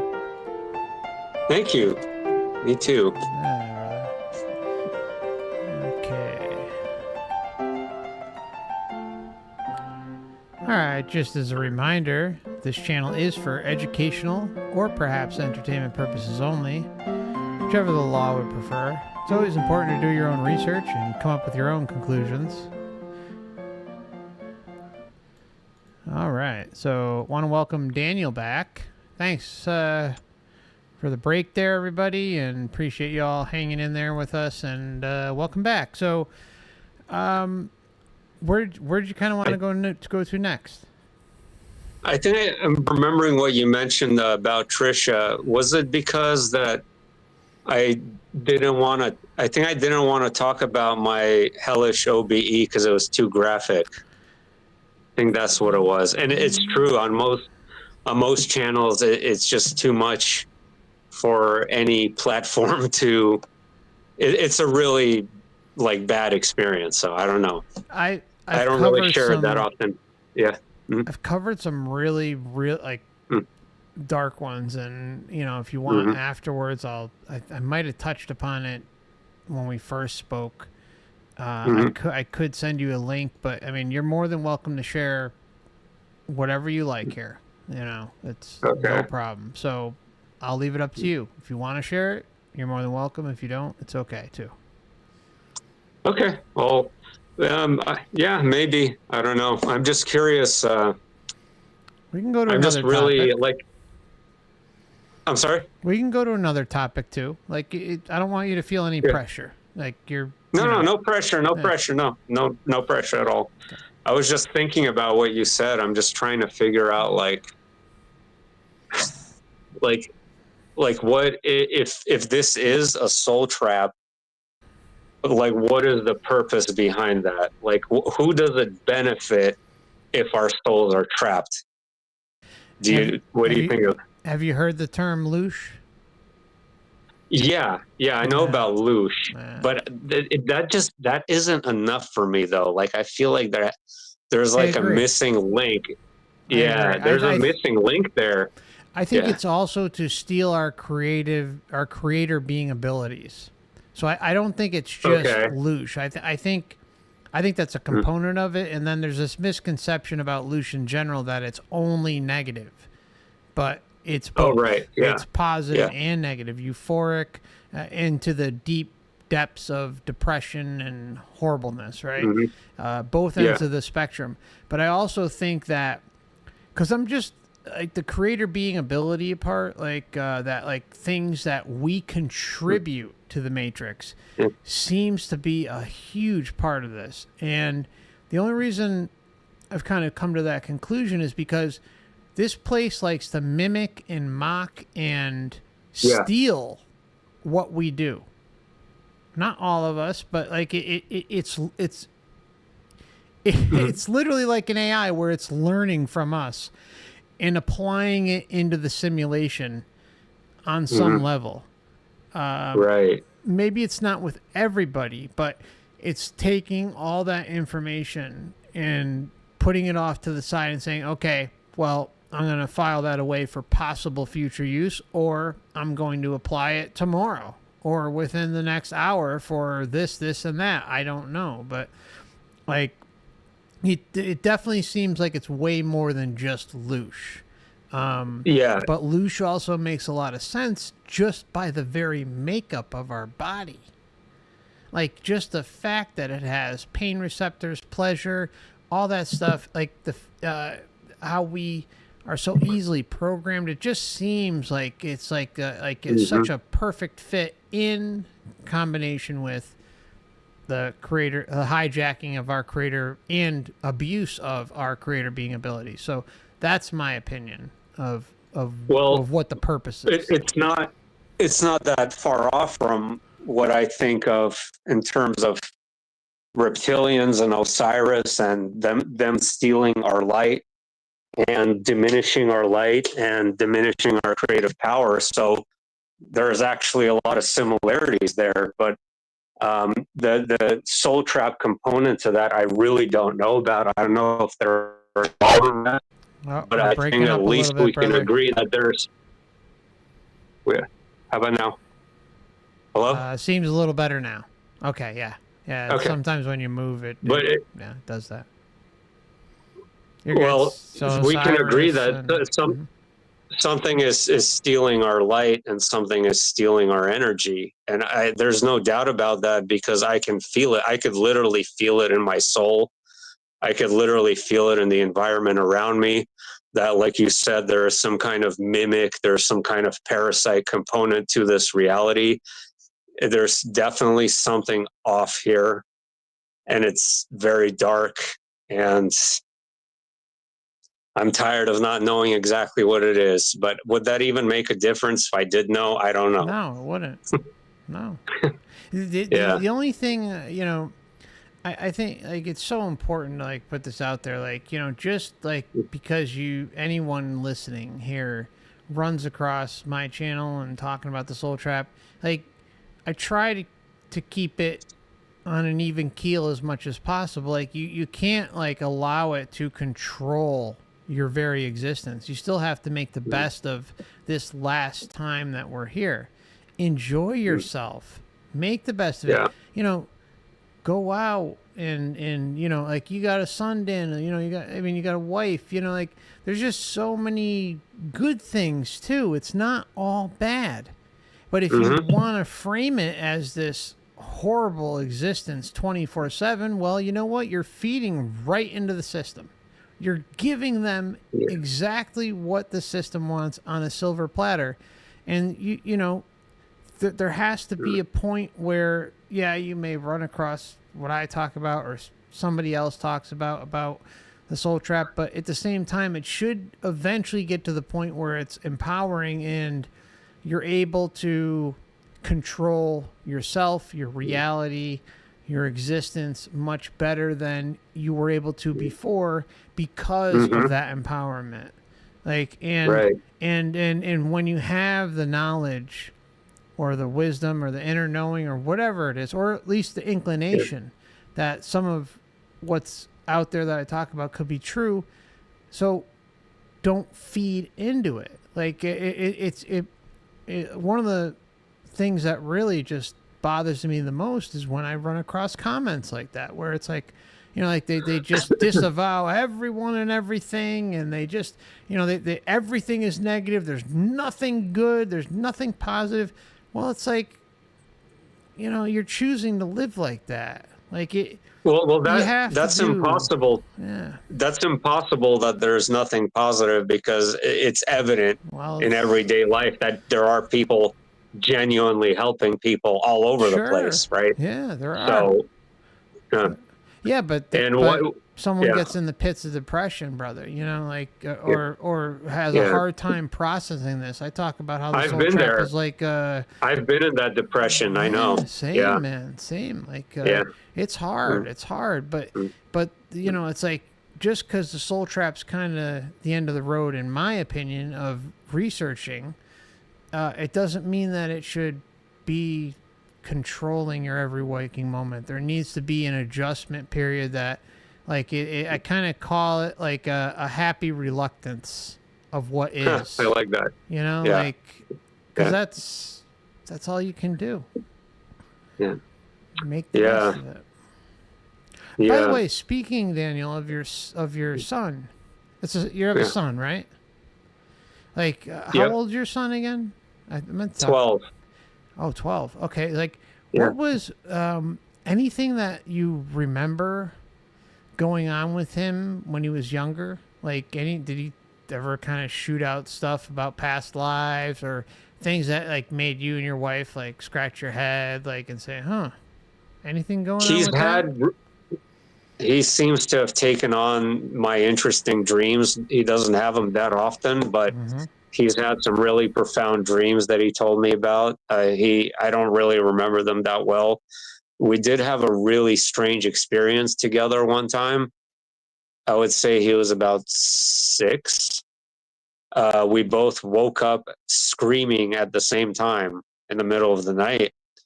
And we both ran out of the room and met each other and he was already standing there, and I met him like in the kitchen. And I was like, I felt some dark presence or something going on. And I asked him, like, what happened? And he said there was a being standing in the kitchen. And I'm like, a being? Like, what did he look like? He said he looked like a Roblox robot. But yeah, there was something there because I felt it too. I felt something in my kitchen too. I didn't see it, but I did feel it. So we validated each other to a certain degree. So we had that experience together, and yeah, that's about it. Though. Okay, so nothing you really remember when he was young. I mean, that was so long. What year did you have your NDE at the monastery? 2007. Yeah. So it would have been okay. So he's 12. Here we go with FC math. Mm-hmm. Let's see. I say carry the one, and I mean like so it's so you were kind of, that was afterwards. Like your NDE was afterwards, so you might not have been as aware of or open. Let's just say open to hearing your son and saying, you know, oh, well, wow, he might be talking about something like, but is there there's no memories of him spitting out anything that was kind of odd? Nothing related to like past lives or anything that I remember him talking about. No. Yeah. Some of the dreams I like that I vaguely remember, he did talk about something like that would resemble like a rapture dream, I believe is what he was talking about. He had like rapture dreams where everyone was taken into the sky and stuff like that. Which is pretty interesting. Yeah. And did he grow up in with that kind of leaning, I guess, in spiritual direction? Well, yeah, because my wife is very Christian, so he goes to Sunday school and is very much exposed to Christianity. So, yes. Okay. Yeah. Okay.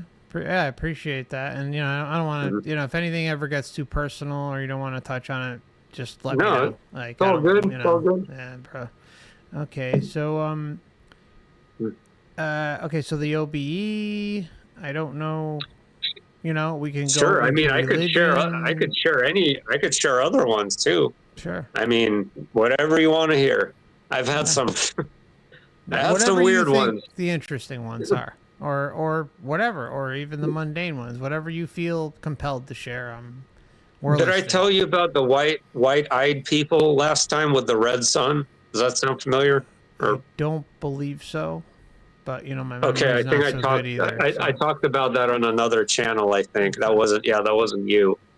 Yeah, I had a really intense OBE. It was almost a year ago now, where I crawled out of my body and I felt this sensation of falling like really, really fast. And I fall and I end up in this closet. It was like literally a closet, and someone opens the door, and it was this like blonde girl. And she like just takes my hand and like tells me to come with her, like literally like Alice in Wonderland type thing. And I'm like following her. And as I'm going, I see a German Shepherd barking at me, following me too. And it just keeps barking. It's really angry with me. It's trying to bite my hand. It's trying to pull me back. And so I end up in this room, this large living room with all these people sitting all around somebody who's in a circle, laying down in a circle, like almost a ritualistic type setting. And then I look at these people, and they don't look quite right. They have completely like pale skin. They have no iris, no color to their eyes at all. They're completely white, and what you think of as the whites of the eyes, it almost looked like stucco or some kind of plaster. It was super strange. Wow. Like it was bumpy. Yeah. Almost And I'm reminds me of looking the at that. Twilight Zone. Yeah. You remember that one? Yeah, kind of like that. Like where they're. Yeah, and I'm sorry. You remember? I'm sorry. I don't mean to interrupt. I'm Yeah. sorry. I should shut No, up. no. Yeah, the Twilight Zone. Yeah, I did watch those Like, with the episodes as a face, kid. like where Yeah. like it's like Yeah. clay, and they're like, "Bleh," you know, it's just like. Yeah. Yeah. But they were sitting in a circle and red lights. Like we have yellow, white lights in our living room. There's red lights everywhere, and they all had that same appearance with no sclera, no iris, no pupil, nothing. And they were sitting around me in the circle, and this Alice in Wonderland girl, whatever, is like showing my body down there below. And that was me. That was like another avatar of me. And I was kind of shifting my consciousness and octopusing, let's just put it that way, and entering into the minds of the beings there. And they were all concerned about me on the floor, who was in some kind of deep stress, like in deep distress, like in a lot of trouble. And this was like some ritual taking place that was like trying to cleanse my soul for whatever purpose. And it became known to me in that moment that that version of me, I'm affecting that life in this reality, and that life is affecting my life in this reality. And whatever is going on, it's having negative, I don't know what kind of impact, but they're trying to basically heal me, for lack of a better word.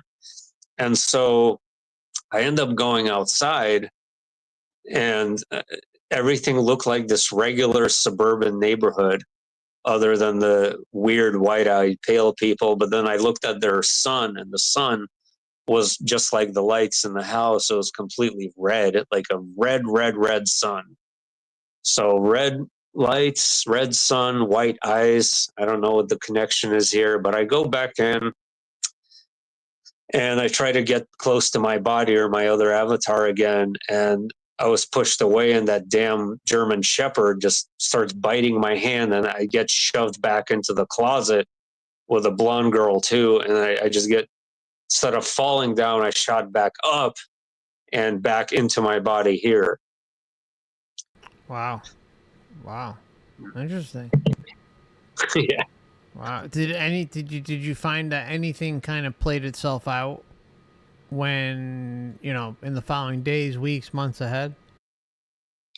You know Even what? I weird felt way? like some kind of clarity took place, like some kind of like I felt like some kind of cleansing did take place after that, because I felt different. The following days and weeks, like you said, were not the same after that. And it was a really strange moment. But like after that, especially that OBE, I really come to realize that I really do think all of our parallel lives, in whatever reality it is, including weird ones with white eyes, that they're all like links in a chain, and that everything boomerangs off of each other, and every version of you has an effect on other versions of you everywhere in the multiverse. That's what I think. Yeah. Okay, right on. Yeah, it's yeah, I've heard that before. I'm not even sure what to make of it. I again leave everything on the table. One of the things I've thrown out there too is that, the multiverse, all the different realms, and whatever we've traversed and existed in, or perhaps partaked in, just different realms. I think there's probably so many of them out there, and they're not all parasitic like this place. And so No, they're not. No. Yeah. So They're not. Actually, most of these places I see because it's not just about seeing the place. Like energy and frequency and what I call quantum oscillating harmonics is the term I came up with. The resonance of a place that you're in. So here it feels parasitic. You can sense that something is extracting energy. In most of these places I go to, it's the total opposite, where it feels like actually something is reinvigorating and reigniting your inner spark. And that realm, even though they were weird looking people with white eyes, other than that, I didn't feel anything nefarious at all. And I don't think there was anything going on that was, besides even the dog. I think the dog was some kind of character that some player put in to distract me, basically, while I was having that OBE, like some kind of bad guy character, or like a, what do you call those? Like a dog. Dogs are usually skinwalkers, right? Maybe it was some kind of skinwalker spirit that was inserted there to prevent me from having that experience. But other than that, everything else was necessary and positive, I think. Right on. Yeah, I mean, I've had some experiences that were ranging from negative to insanely euphoric and positive, and then like ones that were just neutral, like, but I was just like insanely content. Like I've had quite a few of those, like especially in like really elevated meditative experiences. Like they're just, you can't even describe them until you experience them, but just like everybody else, right? Anyone who goes through this, you can only put so many words out there to describe something that is otherworldly, so to say, or just foreign to the body. Words are so limiting. I don't like them, because I don't speak with words in these experiences. You know, you speak from your heart. Like you speak, like people call it telepathic. I don't even like telepathic. You're like speaking from the very depths of your soul, right? It's like your very essence is communicating. It's not just telepathic. That's a tremendous understatement of how it actually is. Yeah, no, well said. Well said. And the only thing I guess I would kind of throw out there is like, I don't know if, me personally, if I've actually left the umbrella of the Matrix. You know what I'm saying? Right. Like, so, I mean, I've experienced things that I can't really put to words in any sort of human perception or experience, and say, hey, well, I did this, I ran across that, I saw this, I saw that. And like there are just some experiences where I've been outside the body and like everything is foreign. And then there are other experiences where they're clearly things that I could put words to in a human form because they're identifiable. Or NDers talk about like how there's just colors on the spectrum that they experience that we don't have here, but yet they experience them. But they're using a word, they're using color. You know, like that's something every human can kind of reference and say, okay, well, it's just an unidentified color or whatever the case may be.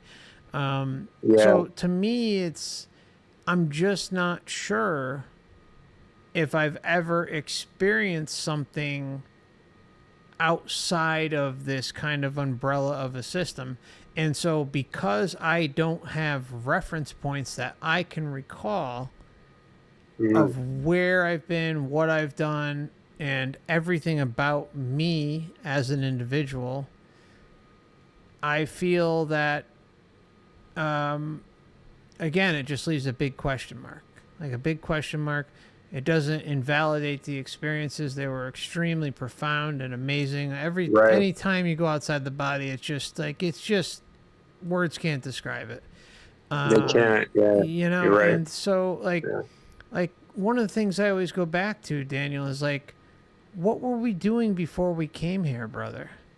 What were we doing? Like, how come we don't even have a memory of like something outside of this system? And why is it when others talk about things that they always tend to relay information or experiences that they've had that are somewhat identifiable and familiar to humans here, the human experience? Because I think these worlds cross over, like in a big way. And I think it's kind of like under this big umbrella system of the Matrix. And like, so this is just the Earth and the lower Earth astral and the astral and like however many other realms are kind of under that umbrella. I think it's like, in my opinion, something like a containment zone. But like I keep saying, it's like, what was I doing? Where was I? What did I experience? I'm an eternal being. You're an eternal being. We're all eternal beings. What were we doing before all this? Before our first incarnation, before we rolled up to the gates, Daniel, and said, knocked on the door and said, hey, I want to experience this freaking psychopath reality. Like, you know, like, what were we doing? Like, so like the fact that I don't have memory for that, and I'm just going to say this is the last thing I'll say. Like, I have combed through experiencer after experiencer, all different types. And I think that nobody has truly left this overarching system. I just don't, I just get the very strong belief based on what I've read, heard, listened to, watched, that nobody, it's like some sort of containment zone in a much more bigger and expansive system than any of us can imagine. And that really bothers me. It really does. So I just want to throw that at you and just see what you think. I mean, that's profound. Yeah. I mean, we don't know how many layers there are. Like, you know what a Mandelbrot set is, right? It's like it just, I think it just keeps going forever. And in terms of what we were doing before we came here, that's on a person per person basis could be completely different for any soul. Like, I think that some souls here are some kind of powerful divine beings that decided to regress or put themselves in suspended animation and explore their more de-evolved self, perhaps. But they're in actuality, they're a much higher being. I think there's such a thing as a starseed too, whether that's outside of this or not. I don't know, that they really have come from alien worlds. But then again, you know, what we were doing before here, it's eternal.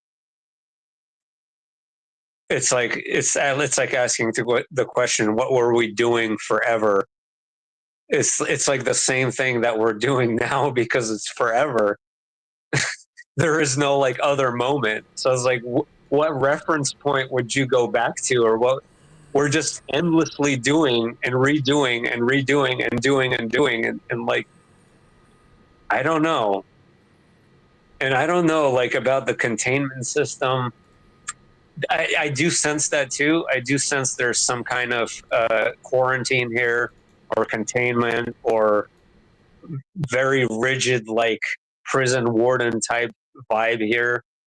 I do sense that too. And what the purpose of it is, I don't know. I mean, it literally could be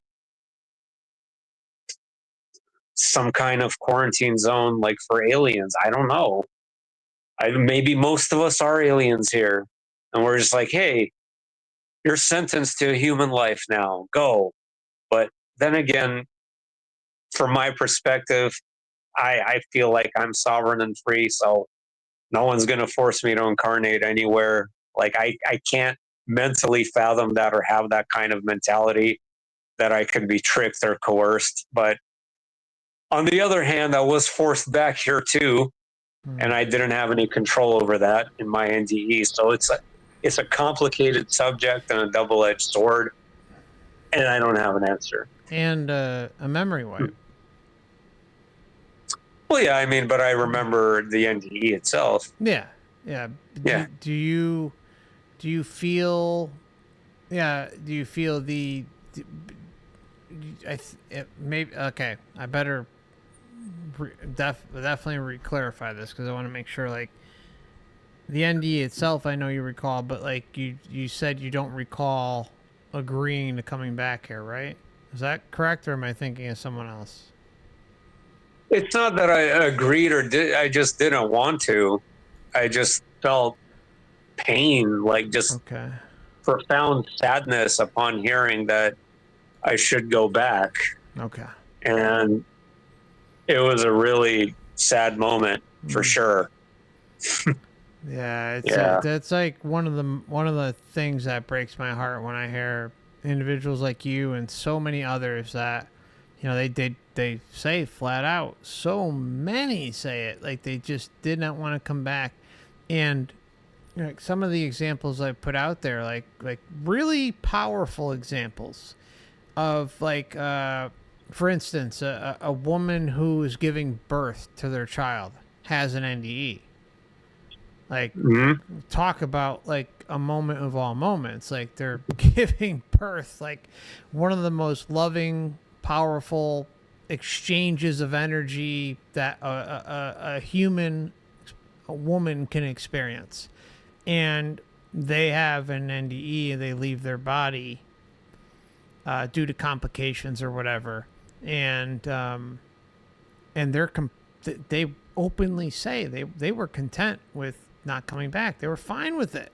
Oh, my husband's there, Right. my mom's there, but yet there is like, I like to call it like they roll out the family. They roll out somebody.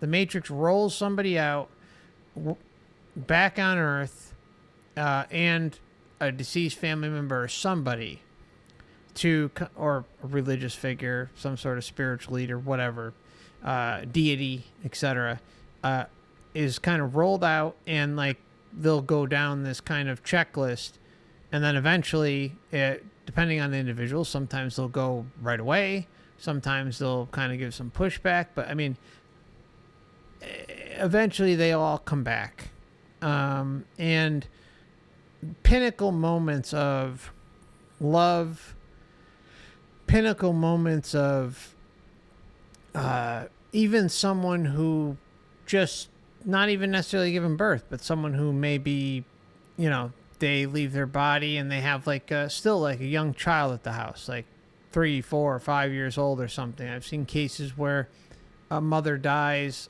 or has an NDE, and then they're like, they go through like, oh, well, you know, like, well, what about your child? Like, oh, my husband, oh, my brother, oh, my sister. You know, there's gonna be a whole support system there. I don't want to go back, but then like they'll kind of throw in, oh, well, your mother's got cancer.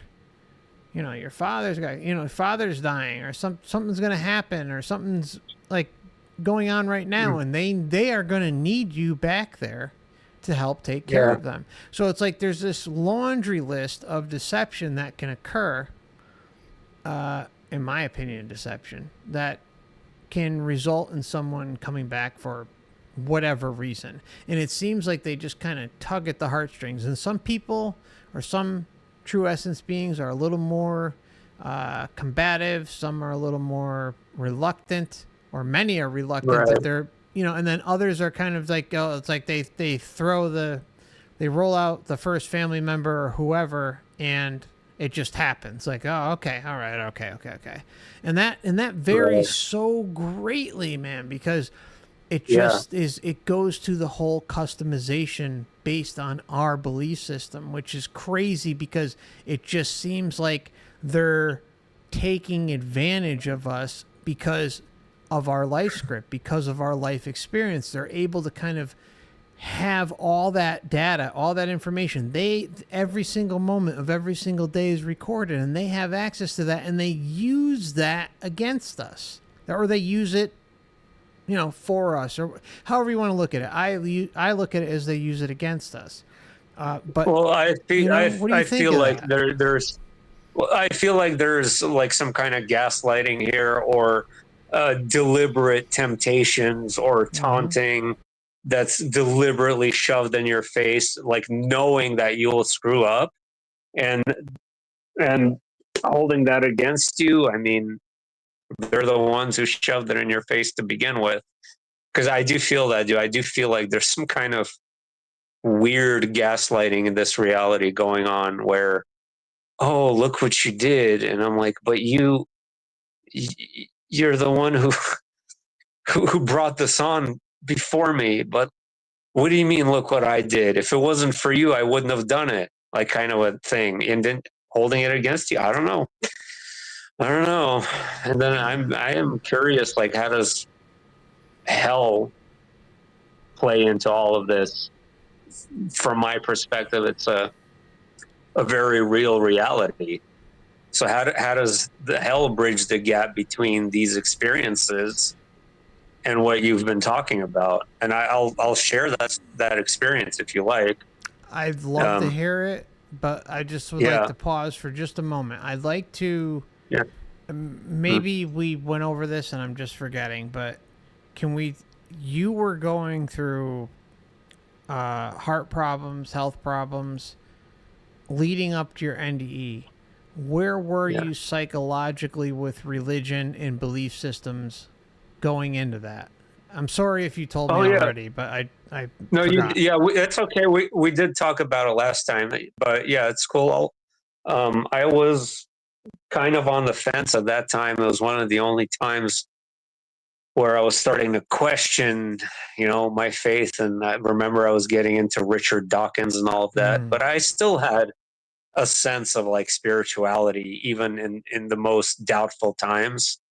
I still felt like there was something more. But yeah, psychologically, I was in a doubtful state, and I guess angry at God, for lack of a better word, as stupid as that is. But yeah. No, it's not stupid.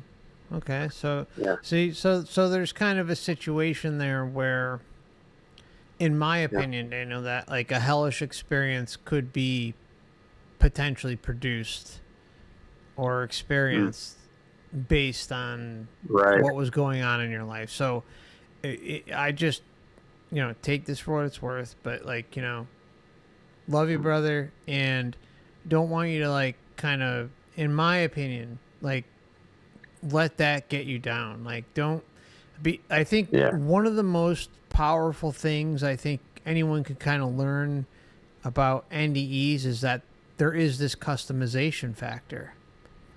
And that's, at the time you were having a rough go at it. And so, and who knows what else was like nestled in your subconscious.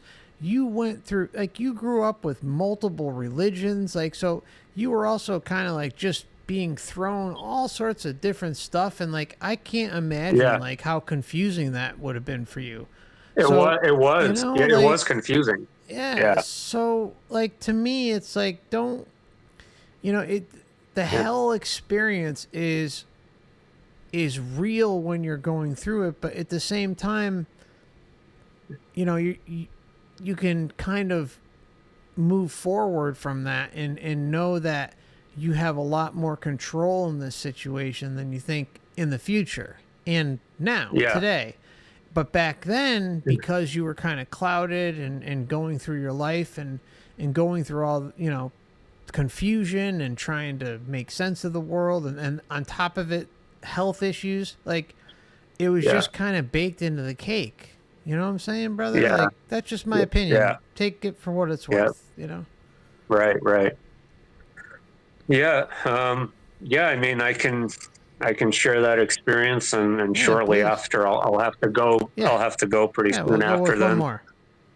Yeah, for sure. And actually at that time, I was like a total mess in a different kind of way. I was like a total party animal, just completely like deviant, doing whatever I want, going out and just being reckless and stupid.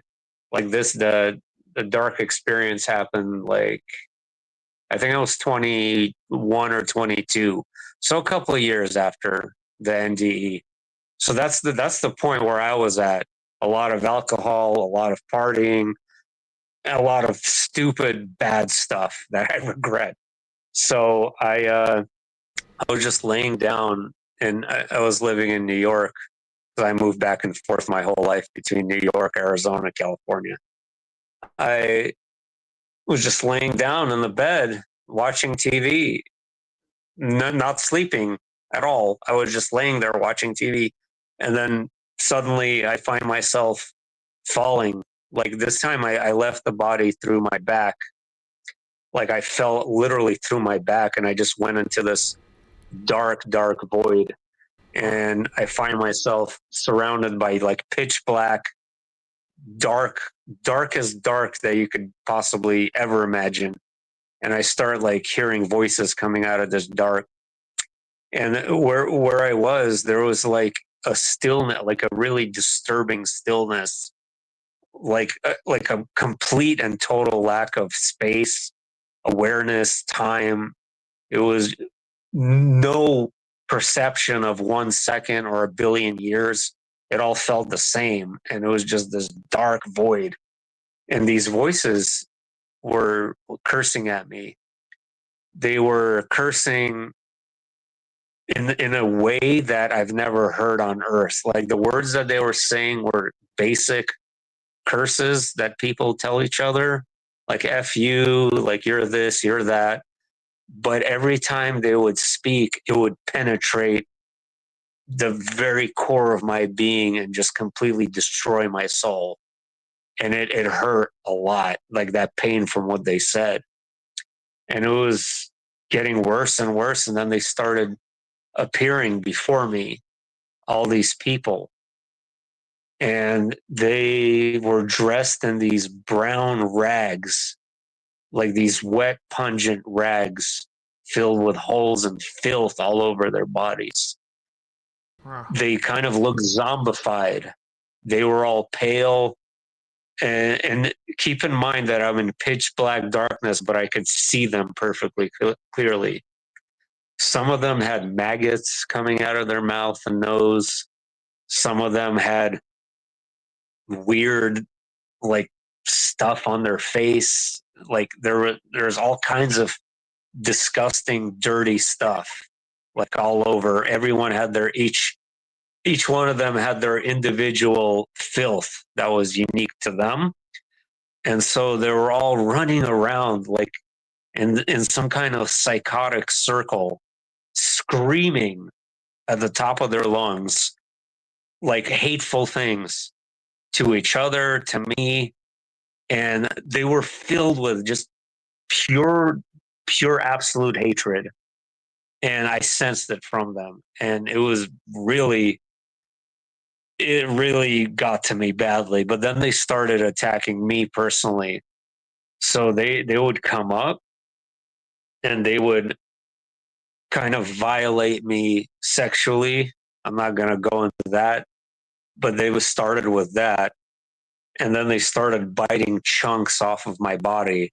Like they would literally take their mouth and rip flesh from my body, and every single thing felt completely real and like it was actually happening right now, like right here in this body. It felt that real. And they just swarmed me and surrounded me, and then they just scattered and let me go. And I'm laying there and I hear footsteps, like that thumping footsteps. Like, remember that dream I told you about with the mountain and the thumping footsteps? It was the same thing. Wow. And I see this dark being before me who was darker than the blackness I was already in. It was beyond pitch black, if that makes any sense. It was even darker. So it came to me, also very tall. I'm 13, 15 feet tall. I couldn't see any features except an outline of darkness. And so it picked me up, it vomited on my face, like enormous amounts of vomit. And then it just slammed me back on the ground, walked away, and then I came back to my body. Damn. That is nasty and dark as shit, man. It's Yeah. wow. Wow. It's So then I questioned after that experience. I'm like, okay, maybe I'm drinking too much. I gotta cut this down a little bit, or like, maybe I'm being not a nice person. I should be nicer to people. I just started getting really afraid of going back there after that. Oh, man. I'm sorry you had to experience that. There's something about it's kind of like something that's just not talked about enough out there, and it's so noticeable that those who kind of have lucid dreams, OBEs, like the sexual component, right? Like the assault component. It's sleep paralysis. All these things. Yeah. It is very common, but for some reason, it's just ignored. But when you like, I don't know what it is. Like some people will touch on it a little bit here and there, but like, it's an issue. It's and so many talk about it. Like it. So I'm sorry you had to experience it. I think that's horrible. And right. It's like, there's so many out there who've experienced something similar, and I'm sorry you had to go through that, man. I really am. No, it's all good. Whatever. I had two completely opposing experiences, right? Sure. Pure absolute love and pure absolute darkness. So I got to see both. Maybe it's a blessing in disguise. I don't know. My personal opinion is no, but that I mean, like, I don't know. I mean, that's just me. But I our lenses are a little bit different, but we agree and diverge on all sorts of stuff. And it's been a real pleasure having you on for these past two streams, Daniel. And I can't thank you enough for taking as much time as you have. And I'm really happy we were able to kind of dive deep into a lot of what you experienced and that you were open with us and it's you're welcome anytime, brother. Thank you. I appreciate it too. I can't tell you how happy I am that I came on here twice. Man. Awesome. Very cool. All right. Well, you have a good rest of your night, man. And everybody check out Daniel's channel. You can find that out the link in the description. And I also posted it in the comment section a little bit.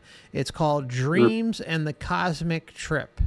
Dreams and the Cosmic Trip. Feel free to go swing by, check it out. He's got a lot of content out there. He's been talking, and also you've been interviewed by other channels too, and you've talked about your experiences and stuff. So go check it out. Yeah.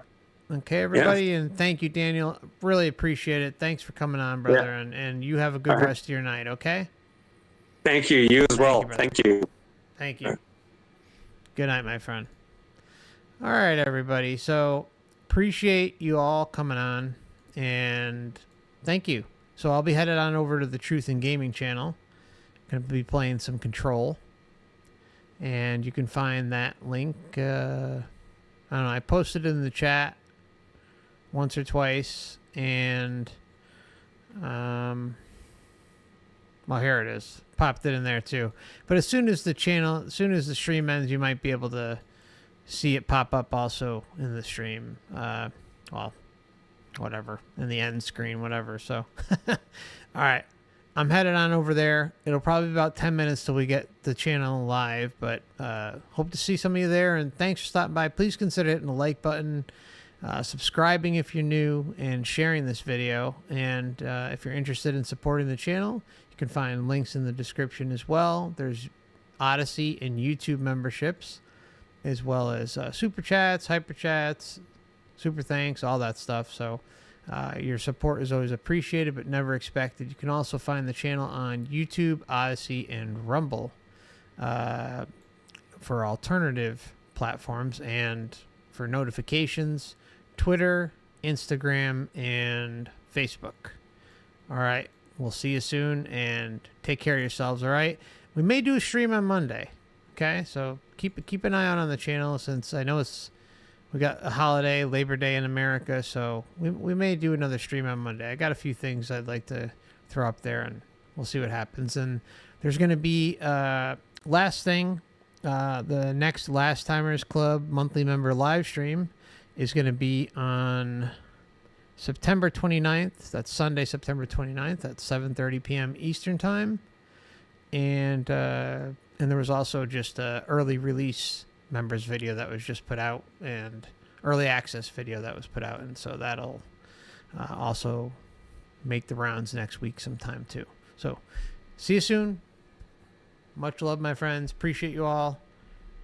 Don't work too hard out there, okay? And look forward to seeing you soon.